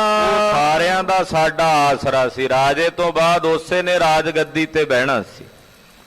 ਉਹ ਰਾਜੇ ਰਾਣੀ ਦਾ ਵੀ ਆਸਰਾ ਸੀ, ਉਹ ਪ੍ਰਜਾ ਦਾ ਵੀ ਆਸਰਾ ਸੀ, ਉਹ ਸਾਡੇ ਸਾਰੇ ਵਜ਼ੀਰਾਂ ਦਾ ਵੀ ਆਸਰਾ ਸੀ। ਪਰ ਉਹਨੂੰ ਵੀ ਪਰਮੇਸ਼ਰ ਨੇ ਚੁੱਕ ਲਿਆ। ਹੁਣ ਸਾਡਾ ਆਸਰਾ ਕੌਣ ਹੋਵੇਗਾ? ਅਤ ਕਲੇਸ਼ ਜੁਤ ਹੀਰ ਕਰ ਉਰਦਾ ਦਇਆ ਉਪਾਈ। ਬਾਬਾ ਸਾਵਣ ਮੱਲ ਜੀ ਜਦੋਂ ਉੱਥੇ ਪਹੁੰਚੇ, ਸਭ ਦੀ ਦਸ਼ਾ ਵੇਖੀ, ਵੇਖ ਕੇ ਬਾਬਾ ਸਾਵਣ ਮੱਲ ਜੀ ਦਾ ਮਨ ਦਇਆ ਵਿੱਚ ਆਇਆ, ਕਰੁਣਾ ਰਸ ਵਿੱਚ ਭਿੱਜ ਗਿਆ। ਉਹਨਾਂ ਸਭ ਦੀ ਦਸ਼ਾ ਵੇਖ ਕੇ ਅਰ ਸਵਾਰਥ ਹਿਤ ਆਪਨੇ ਸਾਵਣ ਮਨ ਆਈ। ਬਾਬਾ ਸਾਵਣ ਮੱਲ ਜੀ ਦੇ ਮਨ ਵਿੱਚ ਆਇਆ ਕਿ ਇਹ ਪਰਉਪਕਾਰ ਦਾ ਕਾਰਜ ਹੋਵੇਗਾ, ਪਰਾਏ ਸਵਾਰਥ ਵਾਸਤੇ ਪਰਉਪਕਾਰ ਦਾ ਕਾਰਜ ਹੋਵੇਗਾ। ਨ੍ਰਿਪ ਟਿਗ ਤੇ ਇੱਕ ਸਚਿਵ ਕੋ ਨਿਜ ਨਿਕਟ ਹਕਾਰਾ। ਬਾਬਾ ਸਾਵਣ ਮੱਲ ਜੀ ਥੋੜੀ ਦੂਰੀ ਤੇ ਖੜੇ ਸਨ। ਰਾਜੇ ਦੇ ਪਾਸ ਉਹਦਾ ਇੱਕ ਵਜ਼ੀਰ ਬੈਠਾ ਸੀ। ਉਹਨੂੰ ਇਸ਼ਾਰਾ ਕਰਕੇ ਬਾਬਾ ਸਾਵਣ ਮੱਲ ਜੀ ਨੇ ਉਸ ਵਜ਼ੀਰ ਨੂੰ ਆਪਣੇ ਕੋਲ ਬੁਲਾਇਆ। ਹੋਏ ਇਕੰਤ ਤਿਸ ਕੋ ਕਿਓ ਵੱਡ ਕਹਿਰ ਗੁਜ਼ਾਰਾ। ਉਹਨੂੰ ਇੱਕ ਪਾਸੇ ਇਕਾਂਤ ਵਿੱਚ ਲਿਜਾ ਕੇ ਵਜ਼ੀਰ ਨੂੰ ਬਾਬਾ ਸਾਵਣ ਮੱਲ ਜੀ ਉਹਨੂੰ ਕਹਿੰਦੇ ਵੀ ਇਹ ਕਹਿਰ ਗੁਜ਼ਰਿਆ। ਵਜ਼ੀਰ ਕਹਿੰਦਾ ਇਹ ਰੱਬ ਦਾ ਕਹਿਰ ਵਰਤਿਆ ਸਾਡੇ ਨਗਰ ਤੇ, ਸਾਡੇ ਸਾਰਿਆਂ ਉੱਤੇ ਬੜਾ ਵੱਡਾ ਕਹਿਰ ਹੈ। ਤਉ ਗੁਰਨ ਕੀ ਕਿਰਪਾ ਤੇ ਮੈਂ ਇਸੇ ਜੀਵਾਵੋ। ਬਾਬਾ ਸਾਵਣ ਮੱਲ ਜੀ ਕਹਿੰਦੇ ਵੀ ਇਹ ਭਾਣਾ ਤਾਂ ਪਰਮੇਸ਼ਰ ਦੇ ਹੁਕਮ 'ਚ ਵਰਤਿਆ, ਪਰ ਮੈਂ ਆਪਣੇ ਗੁਰੂ ਦੀ ਕਲਾ ਨਾਲ, ਗੁਰੂ ਦੀ ਆਗਿਆ ਨਾਲ ਇਸ ਮੁਰਦਾ ਹੋਏ ਬਾਲਕ ਨੂੰ ਜੀਵਤ ਕਰ ਸਕਦਾ ਹਾਂ। ਸਿੱਖ ਹੋਏ ਮਰੇ ਸਕਲ ਸਿੱਖੀ ਬਿਦਤਾਵੋ। ਪਰ ਹਾਂ, ਜੇ ਤੁਸੀਂ ਸਭ ਗੁਰਸਿੱਖੀ ਧਾਰਨ ਕਰੋਗੇ, ਮੈਂ ਪਰਉਪਕਾਰ ਵਾਸਤੇ ਇਸ ਬਾਲਕ ਨੂੰ ਜਿੰਦਾ ਕਰਾਂਗਾ। ਪ੍ਰਥਮੇ ਰਾਜਾ ਸਿੱਖ ਬਨੇ ਪੁਨ ਸਚਵੇ ਅਰ ਸੈਨਾ। ਪਹਿਲਾਂ ਰਾਜੇ ਨੂੰ ਸਿੱਖੀ ਧਾਰਨ ਕਰਨੀ ਪਵੇਗੀ, ਫਿਰ ਉਹਦੇ ਸਾਰੇ ਵਜ਼ੀਰਾਂ ਨੂੰ, ਸਾਰੀ ਸੈਨਾ ਨੂੰ ਸਿੱਖੀ ਧਾਰਨ ਕਰਨੀ ਪਵੇਗੀ। ਬਹੁਰ ਪ੍ਰਜਾ ਪਾਉਲ ਪੀਏ ਕੋ ਨ੍ਰਿਪ ਸੋ ਬੈਨਾ। ਫਿਰ ਪ੍ਰਜਾ ਨੂੰ ਸਾਰੀ ਨੂੰ ਪਾਹੁਲ ਪੀਣੀ ਪਵੇਗੀ। ਇਹ ਗੱਲ ਤੁਸੀਂ ਆਪਣੇ ਰਾਜੇ ਨੂੰ ਕਹਿ ਦਿਓ, ਜੇ ਉਹ ਸਾਡੀ ਗੱਲ ਮੰਨੇਗਾ ਤੇ ਮੈਂ ਇਸ ਬਾਲਕ ਨੂੰ ਜੀਵਤ ਕਰਾਂਗਾ। ਸੁਨਤ ਸਚਿਵ ਹਰਖਤ ਅਧਿਕ ਟਿਗਗਾ ਮਹਿ ਪਾਲਾ। ਇਹ ਸੁਣ ਕੇ ਵਜ਼ੀਰ ਉਸ ਰਾਜੇ ਦੇ ਪਾਸ ਗਿਆ। ਜਦੋਂ ਰਾਜੇ ਦੇ ਕੋਲ ਗਿਆ ਤੇ ਬੜੀ ਖੁਸ਼ੀ ਦੇ ਨਾਲ ਗਿਆ। ਕਈ ਬਾਤ ਸਮਝਾਏ ਸਭ ਇੱਕ ਸੰਤ ਬਿਸਾਲਾ। ਜਾ ਕੇ ਰਾਜੇ ਨੂੰ ਸਾਰੀ ਗੱਲ ਸਮਝਾਈ। ਕਹਿਣ ਲੱਗੇ, ਹੇ ਰਾਜਾ, ਇੱਕ ਮਹਾਤਮਾ, ਇੱਕ ਸੰਤ ਫਕੀਰ ਆਏ ਹਨ। ਸ਼੍ਰੀ ਨਾਨਕ ਕੇ ਪੰਥ ਕੋ ਬੋਲਤੇ ਮਬਾਨੀ। ਉਹ ਕਹਿੰਦਾ ਮੈਂ ਨਾਨਕ ਪੰਥੀ ਹਾਂ, ਯਾਨੀ ਕਿ ਗੁਰੂ ਨਾਨਕ ਸਾਹਿਬ ਦੇ ਘਰ ਦਾ ਸੇਵਕ ਹਾਂ। ਇਹ ਗੱਲ ਉਹ ਬੋਲਦਾ, ਉਹ ਕਹਿੰਦਾ ਹੈ। ਮਤ ਮੇਰੇ ਮੈਂ ਨਿਰਪਤ ਹੋਏ ਜੇ ਲੇਵੇ ਮਾਨੀ। ਉਹ ਸੰਤ ਜੀ ਇਹ ਕਹਿੰਦੇ ਨੇ ਕਿ ਜੇ ਰਾਜਾ ਆਪਣੇ ਸਾਰੀ ਪ੍ਰਜਾ ਸਮੇਤ, ਵਜ਼ੀਰਾਂ ਅਹਿਲਕਾਰਾਂ ਸਮੇਤ ਸਾਡਾ ਮਤ ਧਾਰਨ ਕਰ ਲਵੇ, ਤੋ ਮੈਂ ਨਿਰਪ ਸੁਤ ਪ੍ਰਾਣ ਜੁਤ ਤਤਕਾਲ ਜੀਵਾਵੋ। ਤਾਂ ਫਿਰ ਰਾਜੇ ਦੇ ਇਸ ਲੜਕੇ ਨੂੰ ਤਾਤਕਾਲ ਮੈਂ ਪ੍ਰਾਣਾ ਸਹਿਤ ਕਰਕੇ ਜਿਵਾਵਾਂਗਾ। ਪੀਛੇ ਮਮ ਸਿੱਖ ਹੋਏ ਸਭ ਸਿੱਖੀ ਪ੍ਰਗਟਾਵੋ। ਪਹਿਲਾਂ ਮੈਂ ਇਸ ਬਾਲਕ ਨੂੰ ਜੀਵਤ ਕਰਾਂਗਾ, ਫਿਰ ਤੁਸੀਂ ਸਭ ਨੇ ਮੇਰੀ ਸਿੱਖੀ ਧਾਰਨ ਕਰਨੀ ਹੈ। ਸੁਨ ਮੈਂ ਪਾਲਕ ਕਾਨ ਮੈਂ ਜਨ ਅੰਮ੍ਰਿਤ ਡਾਰਾ। ਜਦੋਂ ਰਾਜਾ ਬੇਸੁੱਧੀ ਹੋਇਆ ਪਿਆ ਸੀ, ਉਹਨੇ ਜਦੋਂ ਇਹ ਗੱਲ ਸੁਣੀ, ਮਾਨੋ ਜਿਵੇਂ ਉਹਦੇ ਕੰਨਾਂ 'ਚ ਕਿਸੇ ਨੇ ਅੰਮ੍ਰਿਤ ਪਾ ਦਿੱਤਾ ਹੋਵੇ। ਗਇਓ ਸਰਬਈ ਸਿੱਖ ਹੋਵੇ ਗੁਰਦੇਵ ਹਮਾਰਾ। ਕਹਿਣ ਲੱਗਾ ਕਿ ਜੇ ਉਹ ਸੰਤ ਇਹ ਕਰ ਦੇਵੇ ਤਾਂ ਅਸੀਂ ਸਭ ਉਹਦੇ ਸੇਵਕ ਹੋਵਾਂਗੇ। ਅੱਜ ਤੋਂ ਬਾਅਦ ਉਹੀ ਸਾਡਾ ਗੁਰਦੇਵ ਹੈ। ਕੁਵਰ ਜੀਵਾਓ ਆਨ ਕਰ ਆਇਸ ਜਿਮ ਪਾਖੇ। ਛੇਤੀ ਉਹਨਾਂ ਨੂੰ ਬੁਲਾਓ, ਆ ਕੇ ਕਹੋ ਕਿ ਆ ਕੇ ਇਸ ਕੁਵਰ ਨੂੰ, ਰਾਜਕੁਮਾਰ ਨੂੰ ਜੀਵਤ ਕਰਨ। ਜੋ ਆਗਿਆ ਕਰਨਗੇ ਅਸੀਂ ਮੰਨਾਂਗੇ। ਹਮ ਤਿਸ ਕੇ ਅਨੁਸਾਰ ਨਿਤ ਸੇਵਾ ਅਬਿਲਾਖੇ। ਅਸੀਂ ਉਹਦੇ ਅਨੁਸਾਰੀ ਹੋ ਕੇ ਰਵਾਂਗੇ ਔਰ ਉਹਦੀ ਨਿਤ ਸੇਵਾ ਕਰਨ ਦੀ ਅਭਿਲਾਖਾ ਰੱਖਾਂਗੇ। ਆਨੋ ਬਿਲਮ ਬਹੀਨ ਤੇ ਪ੍ਰਾਨਨ ਕੋ ਦਾਤਾ। ਔਰ ਉਹ ਬਿਨਾਂ ਦੇਰੀ ਤੋਂ ਆਵੇ, ਉਹ ਤਾਂ ਸਾਡੇ ਪ੍ਰਾਣਾਂ ਦਾ ਦਾਤਾ ਹੈ। ਕਿਉਂਕਿ ਜੇ ਰਾਜਕੁਮਾਰ ਨਹੀਂ ਜੀਵਤ ਹੁੰਦਾ ਤੇ ਅਸੀਂ ਵੀ ਇਹਦੇ ਨਾਲ ਹੀ ਆਪਣੇ ਪ੍ਰਾਣ ਤਿਆਗ ਦੇਣੇ ਹਨ। ਨਾਏ ਤਾਂ ਸਭਈ ਹਮ ਮਰੇ ਸੰਗ ਆਪਣੇ ਤਾਤਾ। ਉਹ ਸੰਤ ਨਹੀਂ, ਉਹ ਸਾਡਾ ਪ੍ਰਾਣ ਦਾਤਾ ਹੈ, ਉਹ ਸਾਡਾ ਜੀਵਨ ਦਾਤਾ ਹੈ।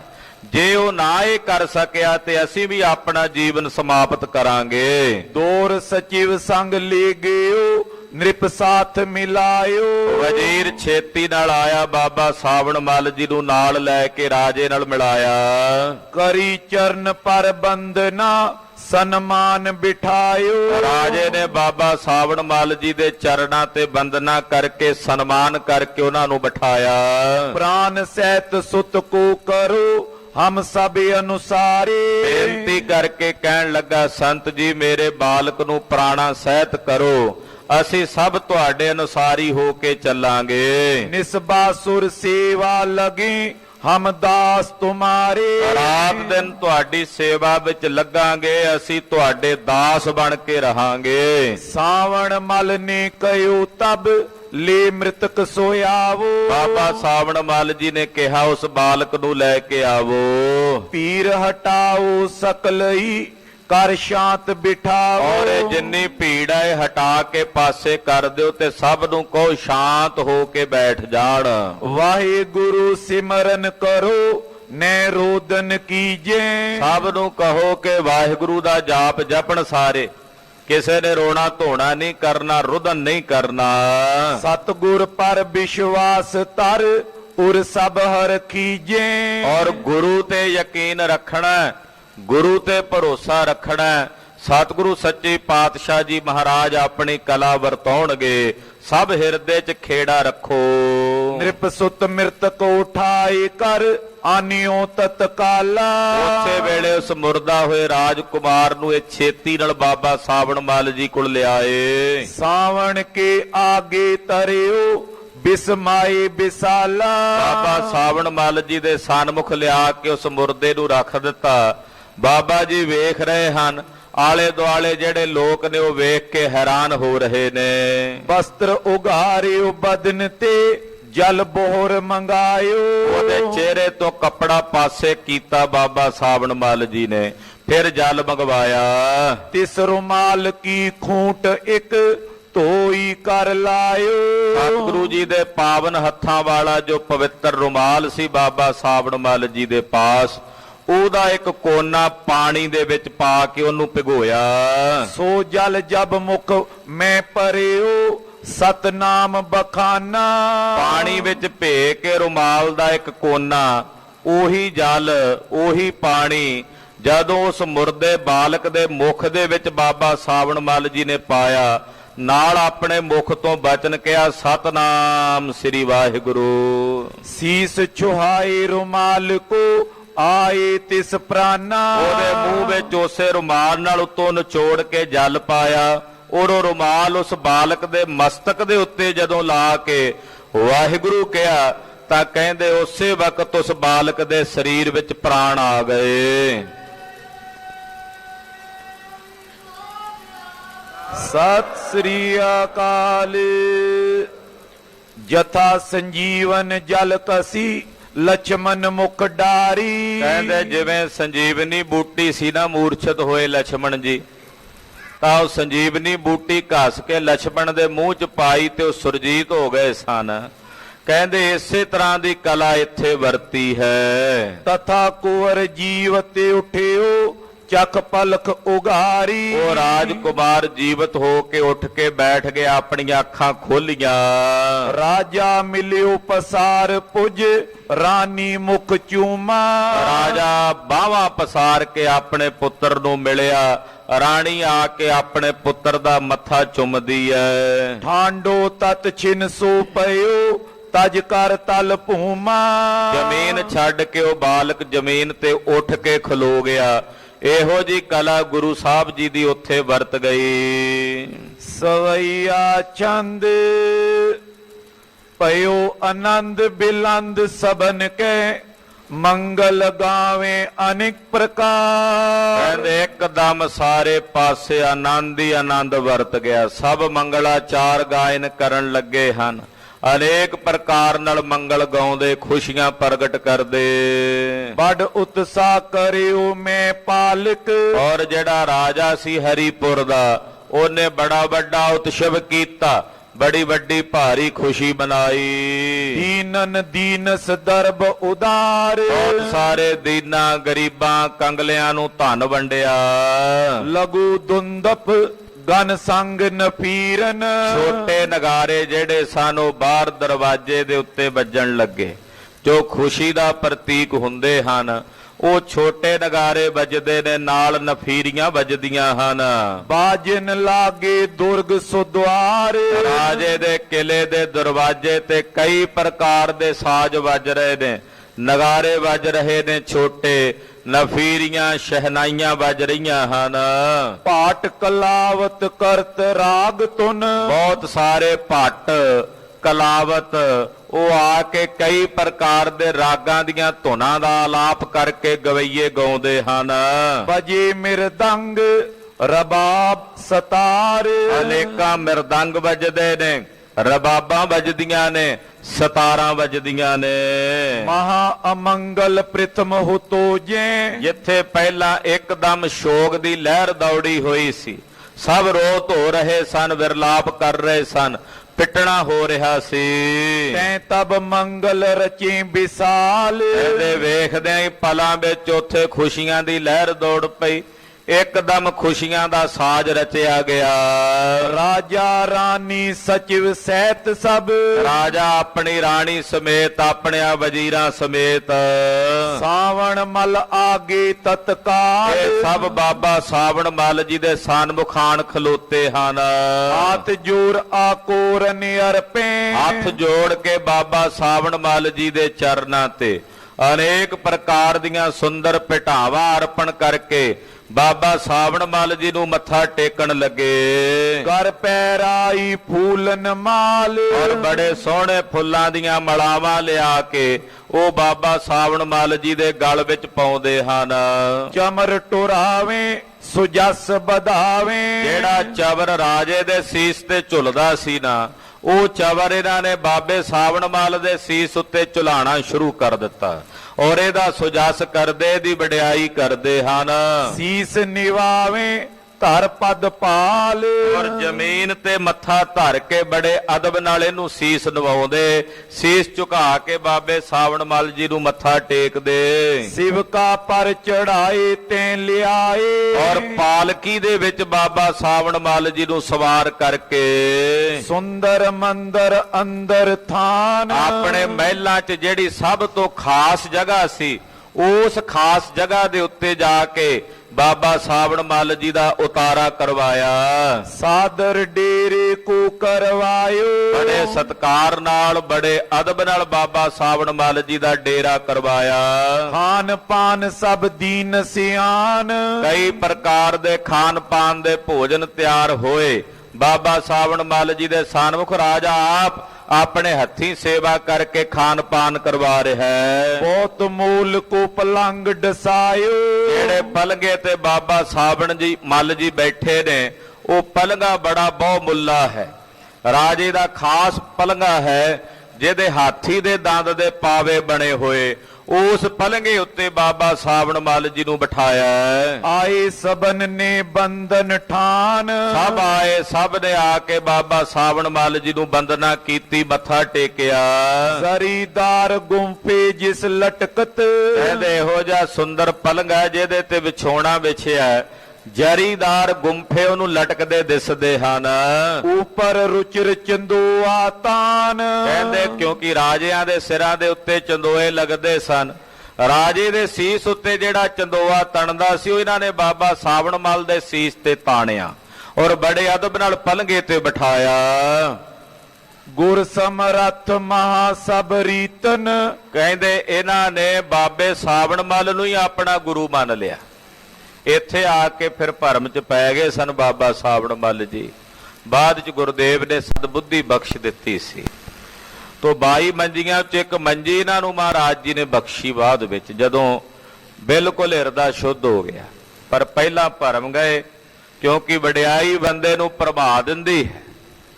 ਤੋਂ ਬਾਬਾ ਸਾਵਣ ਮੱਲ ਜੀ ਨੂੰ ਇਹ ਕਹਿਣ ਲੱਗੇ, ਜੀ ਸਾਡੇ ਗੁਰੂ ਸਮਰੱਥ ਨੇ। ਬਾਬੇ ਸਾਵਣ ਮੱਲ ਨੇ ਨਹੀਂ ਆਖਿਆ ਵੀ ਸਮਰੱਥ ਗੁਰੂ ਤਾਂ ਗੁਰੂ ਅਮਰਦਾਸ ਜੀ ਨੇ। ਇਹਨਾਂ ਆਖਿਆ ਜੇ ਮੇਰੀ ਪੂਜਾ ਹੁੰਦੀ ਹੈ ਤੇ ਫਿਰ ਆਪਣੀ ਕਰਾਈਏ।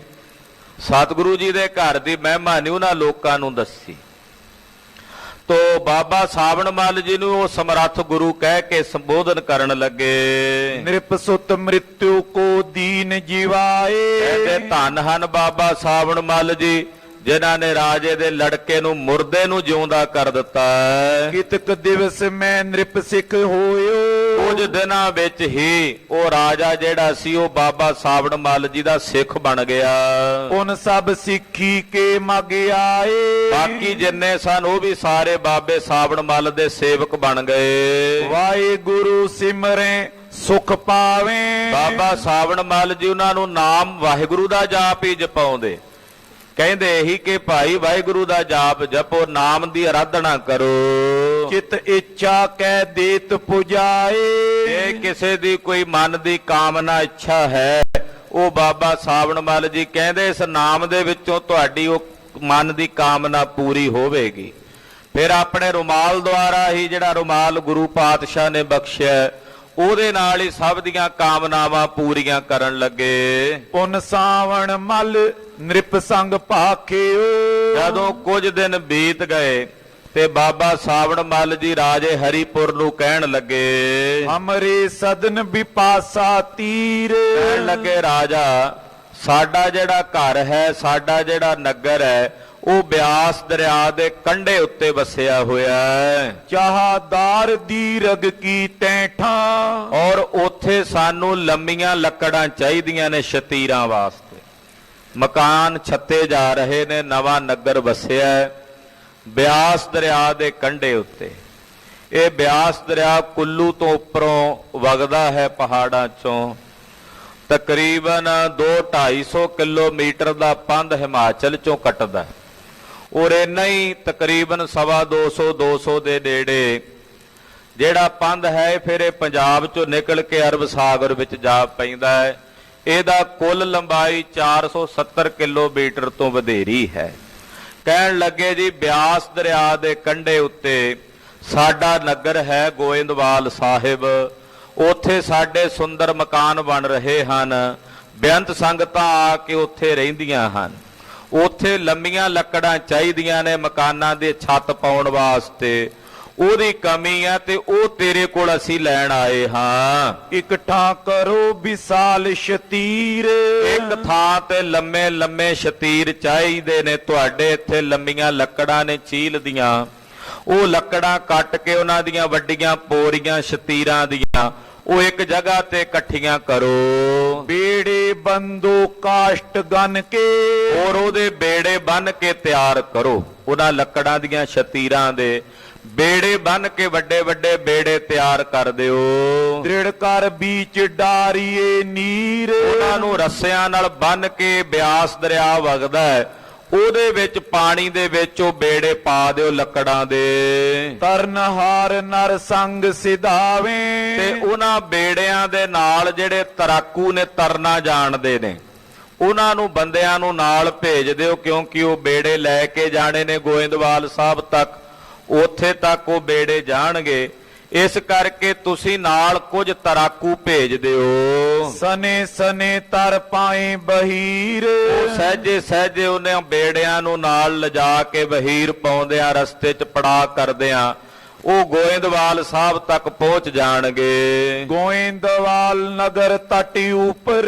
ਕਿਉਂਕਿ ਗੋਇੰਦਵਾਲ ਸਾਹਿਬ ਨਗਰ ਬਿਲਕੁਲ ਬਿਆਸ ਦਰਿਆ ਦੇ ਕੰਢੇ ਉੱਤੇ ਵਸਦਾ ਹੈ। ਤਹਾਂ ਜਾਏ ਸਗਰੋ ਨਿਕਸਾਈ। ਉੱਥੇ ਜਾ ਕੇ ਫਿਰ ਉਹ ਸਾਰੀਆਂ ਲੱਕੜਾਂ ਦੀਆਂ ਪੋਰੀਆਂ ਜਿਹੜੀਆਂ ਨੇ ਉਹ ਬਾਹਰ ਕੱਢ ਲਈਆਂ ਜਾਣਗੀਆਂ। ਕਿਮ ਸੁਨ ਪੂਪ ਹਰੀਪੁਰ ਕੋ ਤੈ ਚਿਨ। ਰਾਜੇ ਹਰੀਪੁਰ ਨੇ ਜਦੋਂ ਬਾਬਾ ਸਾਵਣ ਮੱਲ ਜੀ ਦਾ ਹੁਕਮ ਸੁਣਿਆ, ਕਹਿਣ ਲੱਗਾ ਜੀ 7 ਵਚਨੇ ਸੇਵਾ ਝੱਟ ਹੋ ਜਾਏਗੀ। ਉਸੇ ਵੇਲੇ ਨੌਕਰਾਂ ਨੂੰ ਅਹਿਲਕਾਰਾਂ ਨੂੰ ਹੁਕਮ ਕੀਤਾ, ਬੋ ਨਰ ਦੀਨੇ ਕਾਰ ਲਗਾਏ। ਕਈ ਬੰਦੇ ਲਾ ਦਿੱਤੇ ਵੀ ਜਿਹੜੇ ਛੇਤੀ ਨਾਲੇ ਕੰਮ ਕਰ ਦੇਣ। ਕਾਸ਼ਟ ਕੋ ਬਟੋਰ ਬੋ ਤੇਰਾ। ਉਹਨਾਂ ਨੇ ਜੰਗਲ ਵਿੱਚੋਂ ਵੱਡੀਆਂ ਵੱਡੀਆਂ ਲੱਕੜਾਂ ਦੀਆਂ ਪੋਰੀਆਂ ਕੱਟ ਕੇ ਤਿਆਰ ਕੀਤੀਆਂ, ਉਹਨਾਂ ਦੇ ਬੇੜੇ ਬੰਨ ਲਏ। ਖਾਤੀ ਤੇ ਤਛਾਏ ਚਿਰਵਾਏ।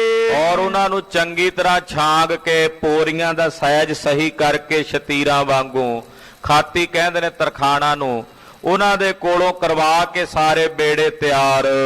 ਦੀਰਘ ਲੈ ਲਕਰੀ ਕਰ ਸੰਚੇ, ਲੰਮੀਆਂ ਲੰਮੀਆਂ ਕਹਿੰਦੇ ਸ਼ਤੀਰਾਂ ਹਨ, ਪੋਰੀਆਂ ਹਨ ਦਰਖਤਾਂ ਦੀਆਂ। ਅਨੇਕ ਪਾਤ ਸੁੰਦਰ ਕਰਵਾਏ, ਉਹਨਾਂ ਨੂੰ ਘੜ ਕੇ ਐਨ ਚੰਗੀ ਤਰ੍ਹਾਂ ਉਹਨਾਂ ਦੇ ਪੂਰੇ ਸ਼ਤੀਰ ਬਣਵਾ ਕੇ ਬੇੜੇ ਬੰਦ ਵਿਪਾਸਾ ਕੇ ਵਿੱਚ, ਉਹਦੇ ਬੇੜੇ ਬੰਨ ਕੇ ਰਾਜੇ ਹਰੀਪੁਰ ਨੇ ਬਿਆਸ ਦਰਿਆ ਵਿੱਚ ਪਵਾ ਦਿੱਤੇ। ਨਰ ਕਰ ਸੰਗ ਸੁਦੀਏ ਚਲਾਏ, ਔਰ ਨਾਲ ਜਿਹੜੇ ਪਾਣੀ 'ਚ ਤਰਨਾ ਜਾਣਦੇ ਨੇ ਉਹਨਾਂ ਬੇੜਿਆਂ ਦੇ ਨਾਲ ਉਹ ਤਰਾਕੂ ਭੇਜ ਦਿੱਤੇ। ਗੋਇੰਦਵਾਲ ਵਿਸਾਲ ਕਾਠ ਗਨ, ਕਹਿੰਦੇ ਬੇਅੰਤ ਲੱਕੜਾਂ ਦੇ ਵੱਡੇ ਵੱਡੇ ਅੰਬਾਰ ਬੇੜੇ ਉਹ ਸ੍ਰੀ ਗੋਇੰਦਵਾਲ ਸਾਹਿਬ ਤੱਕ ਆ ਪਹੁੰਚੇ। ਤੇ ਤੂਰਨ ਪਹੁੰਚੀ ਆਏ, ਕਹਿੰਦੇ ਪਲਾਂ ਵਿੱਚ ਹੀ ਉੱਥੋਂ ਬੜੀ ਛੇਤੀ ਨਾਲ ਹੀ ਕੁਝ ਸਮੇਂ 'ਚ 1-2-4 ਦਿਨਾਂ 'ਚ ਹੀ ਕਹਿੰਦੇ ਉਹ ਲੱਕੜਾਂ ਦੀਆਂ ਪੋਰੀਆਂ ਸਮੇਤ ਵੱਡੇ ਵੱਡੇ ਬੇੜੇ ਉਹ ਸ੍ਰੀ ਗੋਇੰਦਵਾਲ ਸਾਹਿਬ ਆ ਪਹੁੰਚੇ। ਵਹਿਰ ਨਿਕਾਸੀ ਸਤਗੁਰ ਹੇਰੀ, ਸਤਿਗੁਰਾਂ ਦੇ ਕੋਲ ਖਬਰ ਪਹੁੰਚੀ, ਮਹਾਰਾਜ ਜੀ ਨੇ ਲੱਕੜਾਂ ਆਈਆਂ ਵੇਖੀਆਂ, ਦਰਿਆ ਚੋਂ ਬਾਹਰ ਕਢਵਾ ਲਈਆਂ। ਖਰੇ ਆਪ ਹੋਏ ਦਈ ਬੰਡਾਏ, ਸਤਿਗੁਰੂ ਜੀ ਆਪ ਉਹਨਾਂ ਲੱਕੜਾਂ ਦੇ ਕੋਲ ਖਲੋਤੇ ਨੇ ਔਰ ਨਗਰ ਵਿੱਚ ਹੋਕਾ ਦਿੱਤਾ ਵੀ ਜਿਹਨੂੰ ਜਿਹਨੂੰ ਜਿੰਨੀਆਂ ਛਤੀਰਾਂ ਚਾਹੀਦੀਆਂ ਨੇ ਲੈ ਜਾਓ। ਖੁਦ ਆਪ ਆਪਣੀ ਦੇਖ ਰੇਖ ਵਿੱਚ ਸਤਿਗੁਰੂ ਜੀ ਨੇ ਉਹ ਸ਼ਤੀਰਾਂ ਵੰਡਵਾਈਆਂ ਹਨ। ਜਿਤਕ ਚੈਤ ਨਰ ਦਈ ਤਿਤ, ਜਿੰਨੀ ਜਿੰਨੀ ਲੱਕੜ ਕਿਸੇ ਨੂੰ ਚਾਹੀਦੀ ਸੀ ਉਹ ਉਨੀ ਲੱਕੜ ਲੈ ਕੇ ਗਏ।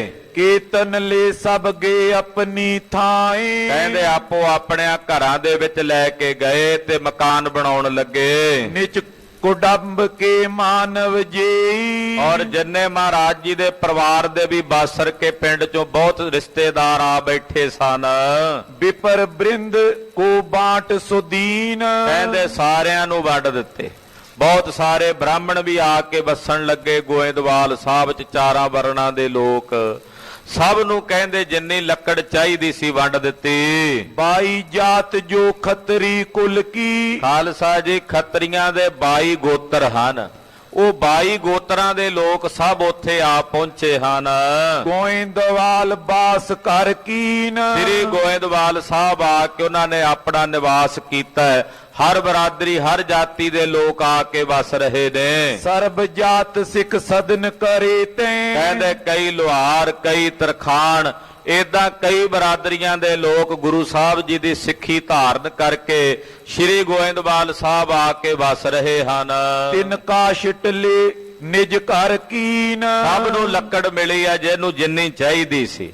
ਉਹ ਲੱਕੜਾਂ ਲੈ ਕੇ ਸ਼ਤੀਰਾਂ ਲੈ ਕੇ ਸਭ ਨੇ ਆਪੋ ਆਪਣੇ ਮਕਾਨ ਬਣਾਏ ਨੇ। ਬਸਨਹਾਰ ਪੁਨ ਅਪਰਿਜ ਮਾਨਵ, ਕਹਿੰਦੇ ਹੋਰ ਵੀ ਜਿਹੜੇ ਕਈ ਵਪਾਰੀ ਵੀ ਉੱਥੇ ਆ ਵਸੇ ਸੀ, ਜਿਹੜੇ ਭਾਵੇਂ ਸਿੱਖ ਨਹੀਂ ਹਨ, ਉਹ ਕੇਵਲ ਵਪਾਰ ਕਰਨ ਵਾਸਤੇ ਆਏ ਨੇ।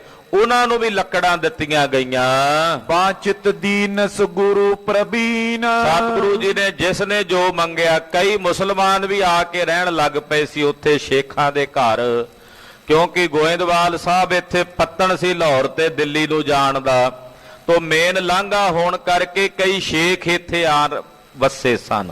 ਉਹ ਜਿਹੜੇ ਮੁਸਲਮਾਨ ਸ਼ੇਖ ਵਸੇ ਨੇ ਉਹਨਾਂ ਨੇ ਵੀ ਮਹਾਰਾਜ ਜੀ ਕੋਲੋਂ ਆ ਕੇ ਜੋ ਮੰਗਿਆ ਉਹਨਾਂ ਨੂੰ ਪ੍ਰਾਪਤ ਹੋਇਆ। ਸ਼੍ਰੀ ਗੁਰੂ ਅਮਰਦਾਸ ਹੋਏ ਠਾਂਡੇ, ਧੰਨ ਗੁਰੂ ਅਮਰਦਾਸ ਸਾਹਿਬ ਜੀ ਆਪ ਖਲੋ ਕੇ ਧਾਮਨ ਕੀ ਅਵਨੀ ਅਵਲੋਕ, ਬਕਾਇਦਾ ਉਹਨਾਂ ਨੂੰ ਤਕਸੀਮ ਕਰਦੇ, ਜ਼ਮੀਨ ਦੀ ਵੰਡ ਕਰਦੇ ਵੀ ਜਿਹੜੇ ਲੋਕ ਆ ਕੇ ਰਹਿ ਰਹੇ ਨੇ ਵੀ ਤੂੰ ਆਹ ਜਗ੍ਹਾ ਤੇ ਘਰ ਬਣਾ ਲੈ, ਤੂੰ ਆਹ ਤੇ ਬਣਾ ਲੈ। ਇਹ ਨਹੀਂ ਵੀ ਆਪੋ ਧਾਪੀ ਪੈ ਜਾਏ ਜਿੰਨੀ ਮਰਜ਼ੀ ਕੋਈ ਵਲੀ ਜਾਏ। ਐਸਾ ਨਹੀਂ ਸੀ। ਮਹਾਰਾਜ ਬਕਾਇਦਾ ਪਰਿਵਾਰ ਵੇਖਦੇ, ਪਰਿਵਾਰਾਂ ਦੇ ਹਿਸਾਬ ਨਾਲ ਉਹਨਾਂ ਨੂੰ ਜ਼ਮੀਨ ਵੰਡ ਕੇ ਦਿੰਦੇ ਵੀ ਤੁਸੀਂ ਇੰਨੀ ਜਗ੍ਹਾ ਤੇ ਮਕਾਨ ਬਣਾ ਲਓ। ਤੁਸੀਂ ਪਾਤਸ਼ਾਹ ਆਪ ਜਾ ਕੇ ਵੰਡ ਕਰਕੇ ਆਉਂਦੇ। ਜਥਾ ਜੋਗ ਬਾਟੀ ਸਭ ਇਨ ਕੋ, ਜਥਾ ਯੋਗ ਜਗ੍ਹਾ ਵੀ ਦਿੱਤੀ, ਫਿਰ ਉਸ ਜਗ੍ਹਾ ਤੇ ਮਕਾਨ ਬਣਾਉਣ ਵਾਸਤੇ ਲੱਕੜਾਂ ਵੀ ਦਿੱਤੀਆਂ। ਲੇਕਰ ਮੁਦਤ ਪਏ ਸਭ ਲੋਕ, ਜਿਨ੍ਹਾਂ ਜਿਨ੍ਹਾਂ ਨੇ ਮਹਾਰਾਜ ਜੀ ਕੋਲੋਂ ਦਾਨ ਪ੍ਰਾਪਤ ਕੀਤਾ ਸਭ ਬੜੇ ਖੁਸ਼ ਹੋਏ, ਸਭ ਬੜੇ ਪ੍ਰਸੰਨ ਹੋਏ। ਆਪੇ ਆਪਨੇ ਰਚਨ ਸਦਨ ਸ਼ੁਭ, ਆਪ ਆਪੋ ਆਪਣੇ ਘਰ ਉਸਾਰਨ ਵਿੱਚ ਲੱਗ ਗਏ, ਵਧੀਆ ਵਧੀਆ ਮਕਾਨ ਬਣਾਉਣ ਲੱਗੇ। ਜੋ ਗੁਰ ਦਈ ਅਸਲੀਨੀ ਰੋਕ, ਜੋ ਸਤਿਗੁਰੂ ਸੱਚੇ ਪਾਤਸ਼ਾਹ ਨੇ ਜਿੰਨੀ ਜਗ੍ਹਾ ਕਿਸੇ ਨੂੰ ਦਿੱਤੀ ਜਿੰਨਾ ਜਿੰਨਾ ਕੁਝ ਦਿੱਤਾ ਉਨੀ ਉਨੀ ਜਗ੍ਹਾ ਰੋਕੀ। ਇਹ ਨਹੀਂ ਵੀ ਕਿਸੇ ਨੇ ਇੰਚ ਵੀ ਅੱਗੇ ਵਧਾਈ। ਗੁਰੂ ਸਾਹਿਬ ਜੀ ਦੀ ਆਗਿਆ ਵੀ ਲਕੀਰ ਖਿੱਚ ਦਿੰਦੇ ਮਹਾਰਾਜ ਵੀ ਇੰਨੀ ਲਕੀਰ ਦੇ ਵਿੱਚ ਤੈਂ ਮਕਾਨ ਬਣਾਉਣਾ ਹੈ।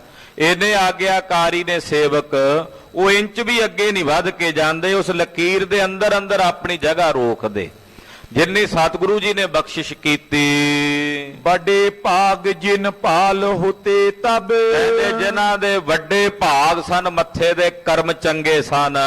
ਬਸੇ ਨਗਰ ਮੈਂ ਸਦਾ ਅਸ਼ੋਕ, ਆ ਕੇ ਗੁਰੂ ਨਗਰੀ ਗੋਇੰਦਵਾਲ ਸਾਹਿਬ ਚ ਆ ਕੇ ਵਸ ਰਹੇ ਨੇ ਔਰ ਗੁਰੂ ਅਮਰਦਾਸ ਸਾਹਿਬ ਜੀ ਦੇ ਦਰਸ਼ਨ ਕਰਕੇ ਸ਼ੋਕ ਤੋਂ ਰਹਿਤ ਹੋ ਰਹੇ ਨੇ। ਸੁੰਦਰ ਸਲਿਤਾ ਤੀਰ ਬਿਪਾਸਾ, ਲਾਗੇ ਬੜਾ ਸੁੰਦਰ ਦਰਿਆ, ਕਿਉਂਕਿ ਪਾਣੀ ਦੀ ਕਿੱਲਤ ਨਹੀਂ ਹੈ।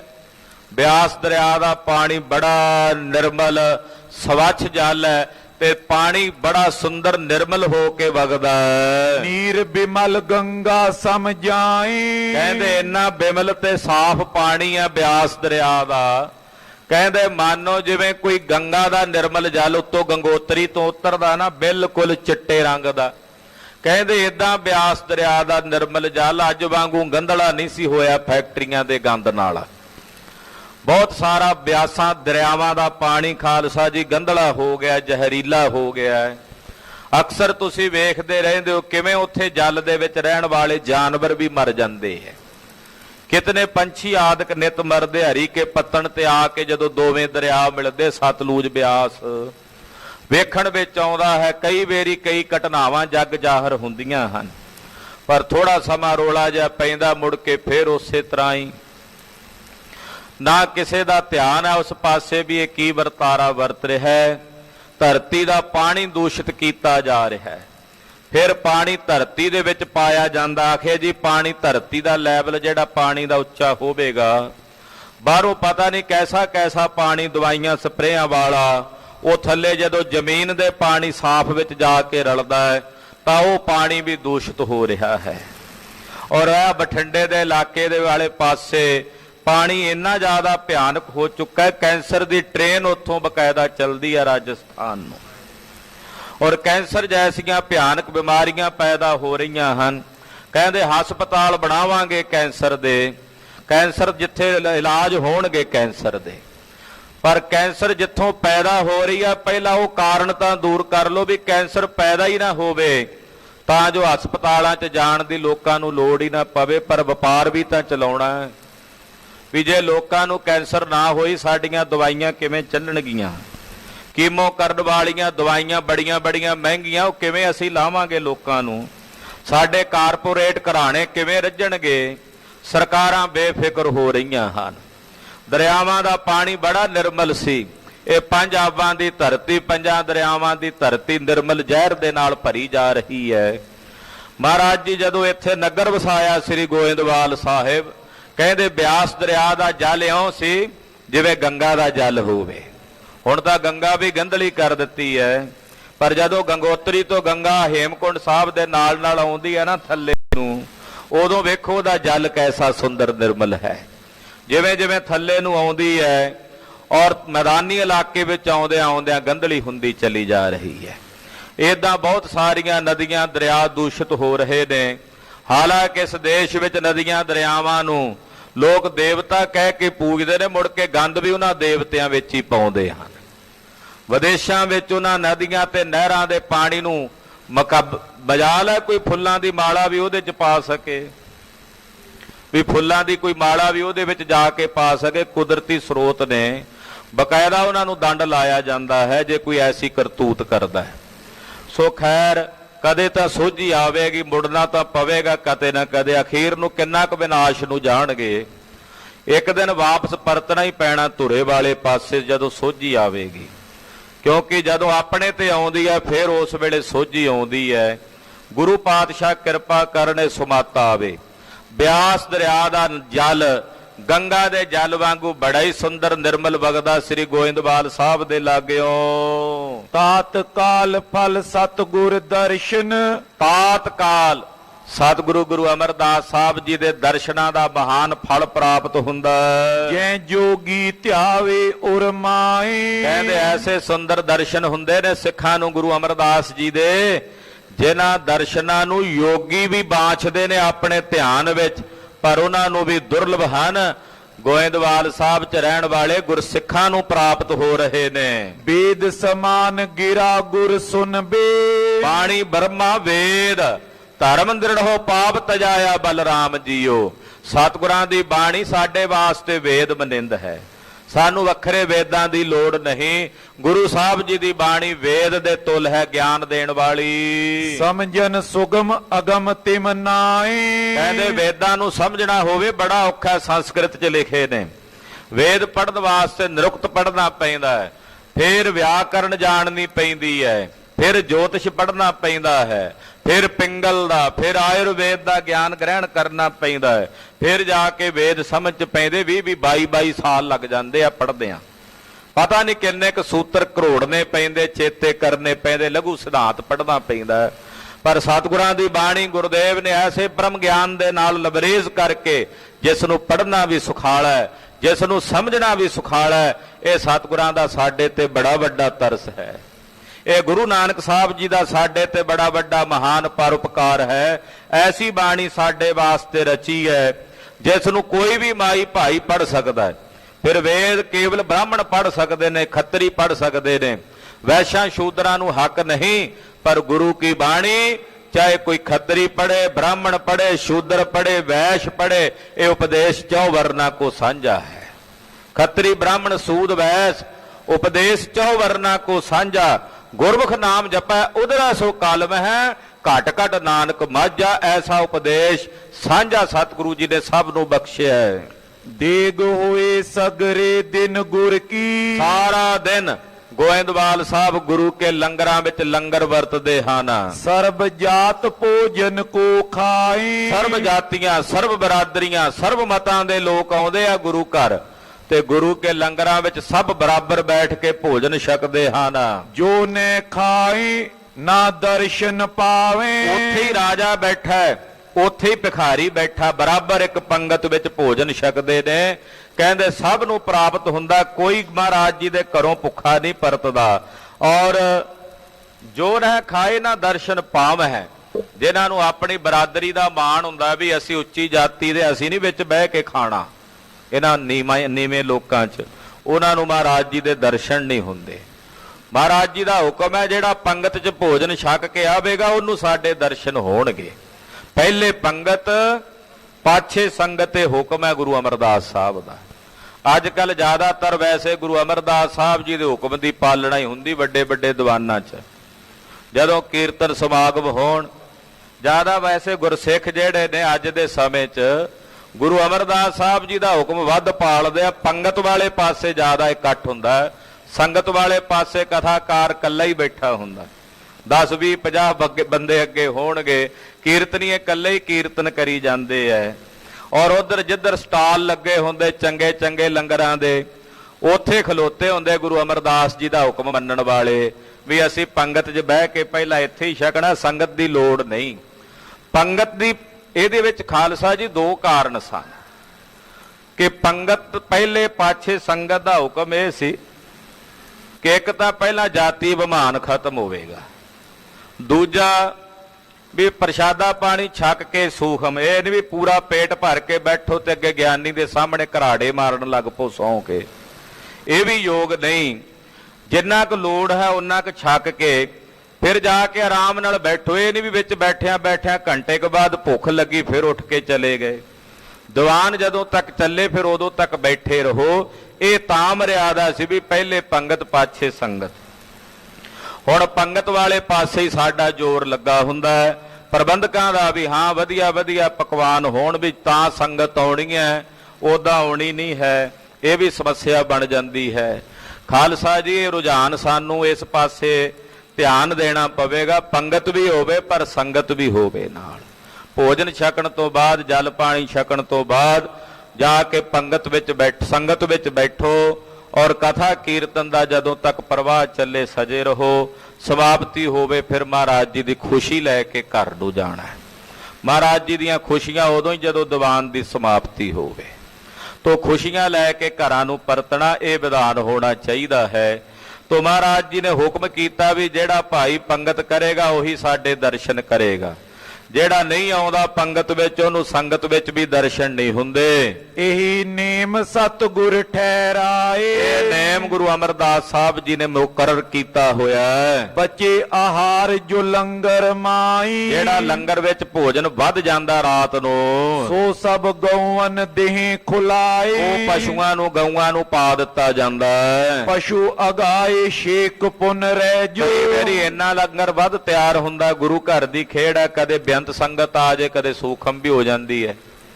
ਤੋ ਜੇ ਵੱਧ ਜਾਂਦਾ ਲੰਗਰ, ਕਈ ਵਾਰੀ ਪਸ਼ੂਆਂ ਨੂੰ ਖਵਾਣ ਤੋਂ ਵੀ ਬਾਅਦ ਵੀ ਵੱਧ ਜਾਂਦਾ ਹੈ। ਸਰਬ ਵਿਪਾਸਾ ਮਹਿ ਦੇ ਪਾਏ, ਫਿਰ ਬਿਆਸ ਦਰਿਆ ਦੇ ਵਿੱਚ ਪਾ ਦਿੱਤਾ ਜਾਂਦਾ ਹੈ। ਨਿਸਮੈ ਛੇਕ ਰਹਿਨ ਨੈ ਪਾਵੇ, ਰਾਤ ਨੂੰ ਵਾਧੂ ਕੁਝ ਵੀ ਨਹੀਂ ਰੱਖਿਆ ਜਾਂਦਾ। ਅੰਨ ਦਰਬ ਜੇ ਤੱਕ ਚੱਲ ਆਏ, ਚਾਹੇ ਅੰਨ ਆਵੇ ਚਾਹੇ ਦਰਬ ਪੈਸੇ ਆਵਣ, ਸਭ ਕੋ ਦੇਹ ਆਨੰਦਤ ਲੇਵੇ। ਉਹ ਸਭ ਵੰਡ ਦਿੰਦੇ ਆ। ਰਾਤ ਨੂੰ ਮਹਾਰਾਜ ਜੀ ਗਾਗਰਾਂ ਵਿੱਚ ਪਾਣੀ ਵੀ ਨਹੀਂ ਰੱਖਦੇ, ਉਹ ਵੀ ਮੂਧੀਆਂ ਮਾਰ ਦਿੰਦੇ। ਦੇਗ ਵਿਖੇ ਤ੍ਰਿਪਤੈ ਤੈ ਖਾਏ, ਸਾਰਾ ਦਿਨ ਲੰਗਰ ਵਿੱਚ ਲੰਗਰ ਵਰਤਦਾ, ਜਿਹੜਾ ਕੋਈ ਆਉਂਦਾ ਸਭ ਰੱਜ ਕੇ ਛਕਦੇ ਨੇ। ਤਾਤ ਕਾਲਪੁਰ ਬਸਿਓ ਰੁਚਰ ਸੋ, ਕਹਿੰਦੇ ਵੇਖਦਿਆਂ ਵੇਖਦਿਆਂ ਦਿਨਾਂ ਵਿੱਚ ਹੀ, ਕੁਝ ਮਹੀਨਿਆਂ ਵਿੱਚ ਹੀ ਗੋਇੰਦਵਾਲ ਸਾਹਿਬ ਨਗਰ ਘੁੱਕ ਵਸਣ ਲੱਗਾ। ਬੜੀ ਸੰਘਣੀ ਆਬਾਦੀ ਸਾਰੇ ਪਾਸੇ ਨਜ਼ਰ ਆਉਣ ਲੱਗੀ, ਸੋਹਣੇ ਮਕਾਨ ਬਣ ਗਏ। ਸ੍ਰੀ ਸਤਿਗੁਰ ਜੀ ਆਪ ਬਸਾਏ, ਕਹਿੰਦੇ ਕਿਉਂ ਨਾ ਵਸੇ ਜੇ ਗੁਰੂ ਪਾਤਸ਼ਾਹ ਆਪ ਪੇ ਵਸਾਉਂਦੇ ਨੇ। ਆਖੋ ਸਤਿਨਾਮ ਸ੍ਰੀ ਵਾਹਿਗੁਰੂ। ਕਹਿੰਦੇ ਵਸੇ ਵੀ ਕਿਉਂ ਨਾ ਜੇ ਖੁਦ ਗੁਰੂ ਅਮਰਦਾਸ ਜੀ ਆਪ ਵਸਾ ਰਹੇ ਨੇ। ਜੋ ਤਰਿਆਨ ਕਾਮਨਾ ਮਨ ਮੈਂ, ਜਿਹੜਾ ਕੋਈ ਮਨ ਚ ਕਾਮਨਾ ਧਾਰ ਕੇ ਆਉਂਦਾ, ਦਰਸ਼ਨ ਪਰਸਤ ਸੋ ਨਰ ਪਾਏ। ਮਹਾਰਾਜ ਜੀ ਦੇ ਦਰਸ਼ਨ ਕਰਕੇ ਉਹਨੂੰ ਸਭ ਕੁਝ ਪ੍ਰਾਪਤ ਹੁੰਦਾ ਹੈ। ਇਹ ਤੇ ਸੀ ਇੱਧਰ ਦੀ ਗੋਇੰਦਵਾਲ ਸਾਹਿਬ ਦੀ ਵਾਰਤਾ। ਉਧਰ ਬਾਬੇ ਸਾਵਣ ਮੱਲ ਦਾ ਪ੍ਰਸੰਗ ਅੱਗੇ ਚੱਲੇਗਾ, ਉਹ ਕਥਾ ਆਪ ਜੀ ਅਗਲਿਆਂ ਪ੍ਰਸੰਗਾਂ 'ਚ ਸਰਵਣ ਕਰੋਗੇ। ਗਰੀਬ ਨਵਾਜ ਸਤਿਗੁਰਾਂ ਦੀ ਪਾਵਨ ਕਥਾ ਕਥਨ ਕਰਦਿਆਂ ਹੋਈਆਂ ਭੁੱਲਾਂ ਚੁੱਕਾਂ ਦੀ ਖੇਮਾ ਕਰਨੀ, ਅਰਦਾਸ ਕਰਨੀ ਸਤਿਗੁਰੂ ਜੀ ਅਗਾਂਹ ਵਾਸਤੇ ਸਦ ਬੁੱਧੀ ਤੇ ਸਮਤ ਪ੍ਰਦਾਨ ਕਰਨ। ਭੱਲੇ ਅਮਰਦਾਸ ਗੁਣ ਤੇਰੇ, ਭੱਲੇ ਅਮਰਦਾਸ ਗੁਣ ਤੇਰੇ, ਭੱਲੇ ਅਮਰਦਾਸ ਗੁਣ ਤੇਰੇ, ਭੱਲੇ ਅਮਰਦਾਸ ਗੁਣ ਤੇਰੇ, ਭੱਲੇ ਅਮਰਦਾਸ ਗੁਣ ਤੇਰੇ, ਭੱਲੇ ਅਮਰਦਾਸ ਗੁਣ ਤੇਰੇ, ਅਮਰਦਾਸ ਗੁਣ ਤੇਰੇ, ਭੱਲੇ ਅਮਰਦਾਸ ਗੁਣ ਤੇਰੇ। ਤੇਰੀ ਉਪਮਾ ਤੋਹਿ ਬਨ ਆਵੈ, ਤੇਰੀ ਉਪਮਾ ਤੋਹਿ ਬਨ ਆਵੈ, ਤੇਰੀ ਉਪਮਾ ਤੋਏ ਬਨ ਆਵੈ, ਤੇਰੀ ਉਪਮਾ ਤੋਏ ਬਨ ਆਵੈ, ਤੇਰੀ ਉਪਮਾ ਤੋਹਿ ਬਨ ਆਵੈ, ਤੇਰੀ ਉਪਮਾ ਤੋਹਿ ਬਨ ਆਵੈ, ਤੇਰੀ ਉਪਮਾ ਤੋਏ ਬਨ ਆਵੈ, ਤੇਰੀ ਉਪਮਾ ਤੋਏ ਬਨ ਆਵੈ। ਵਾਹਿਗੁਰੂ ਵਾਹਿਗੁਰੂ,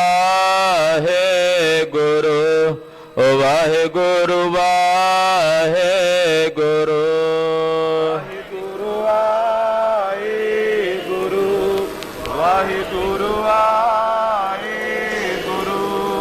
ਵਾਹਿਗੁਰੂ ਵਾਹਿਗੁਰੂ, ਵਾਹਿਗੁਰੂ ਵਾਹਿਗੁਰੂ,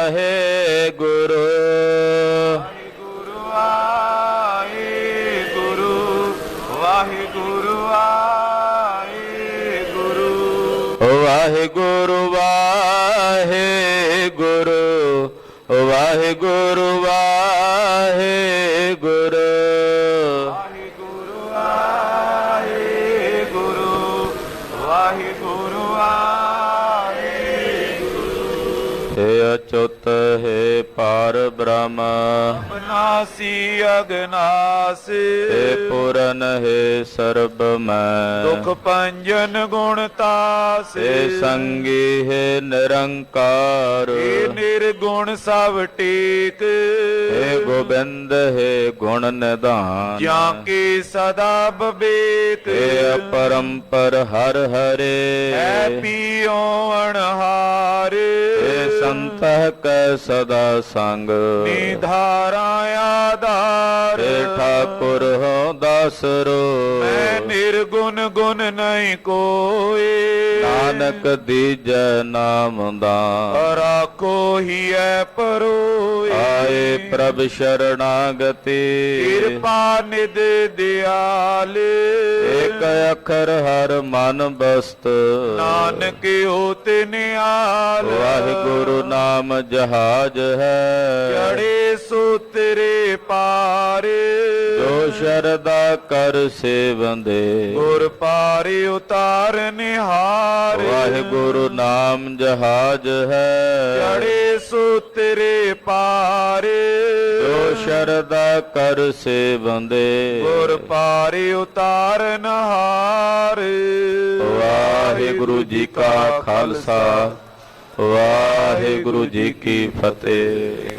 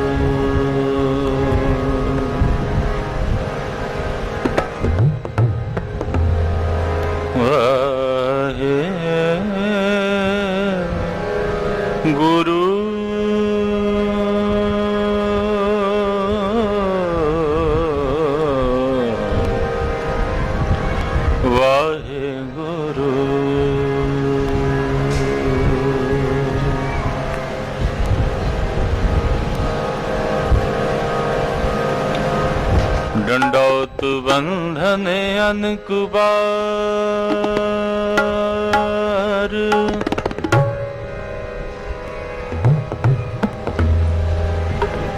ਸਰਬ ਕਲਾ ਸਮਰੱਥ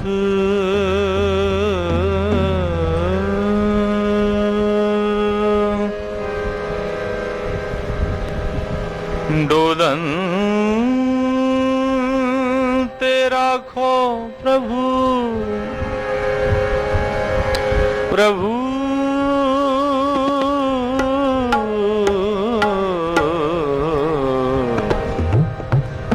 ਨਾਨਕ ਦੇ ਕਰ ਹੱਥ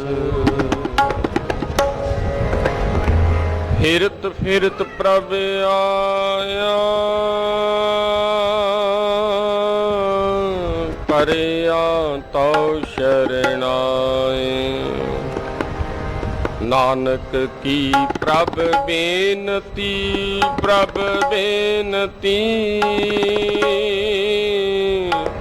ਆਪਣੀ ਭਗਤੀ ਲਾਏ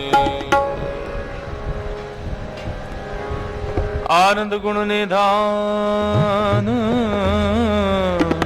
ਗੁਰੂ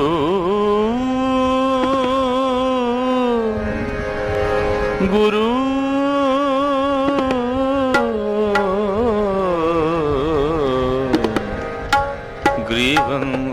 ਗਰੀਬੰਵਾਜ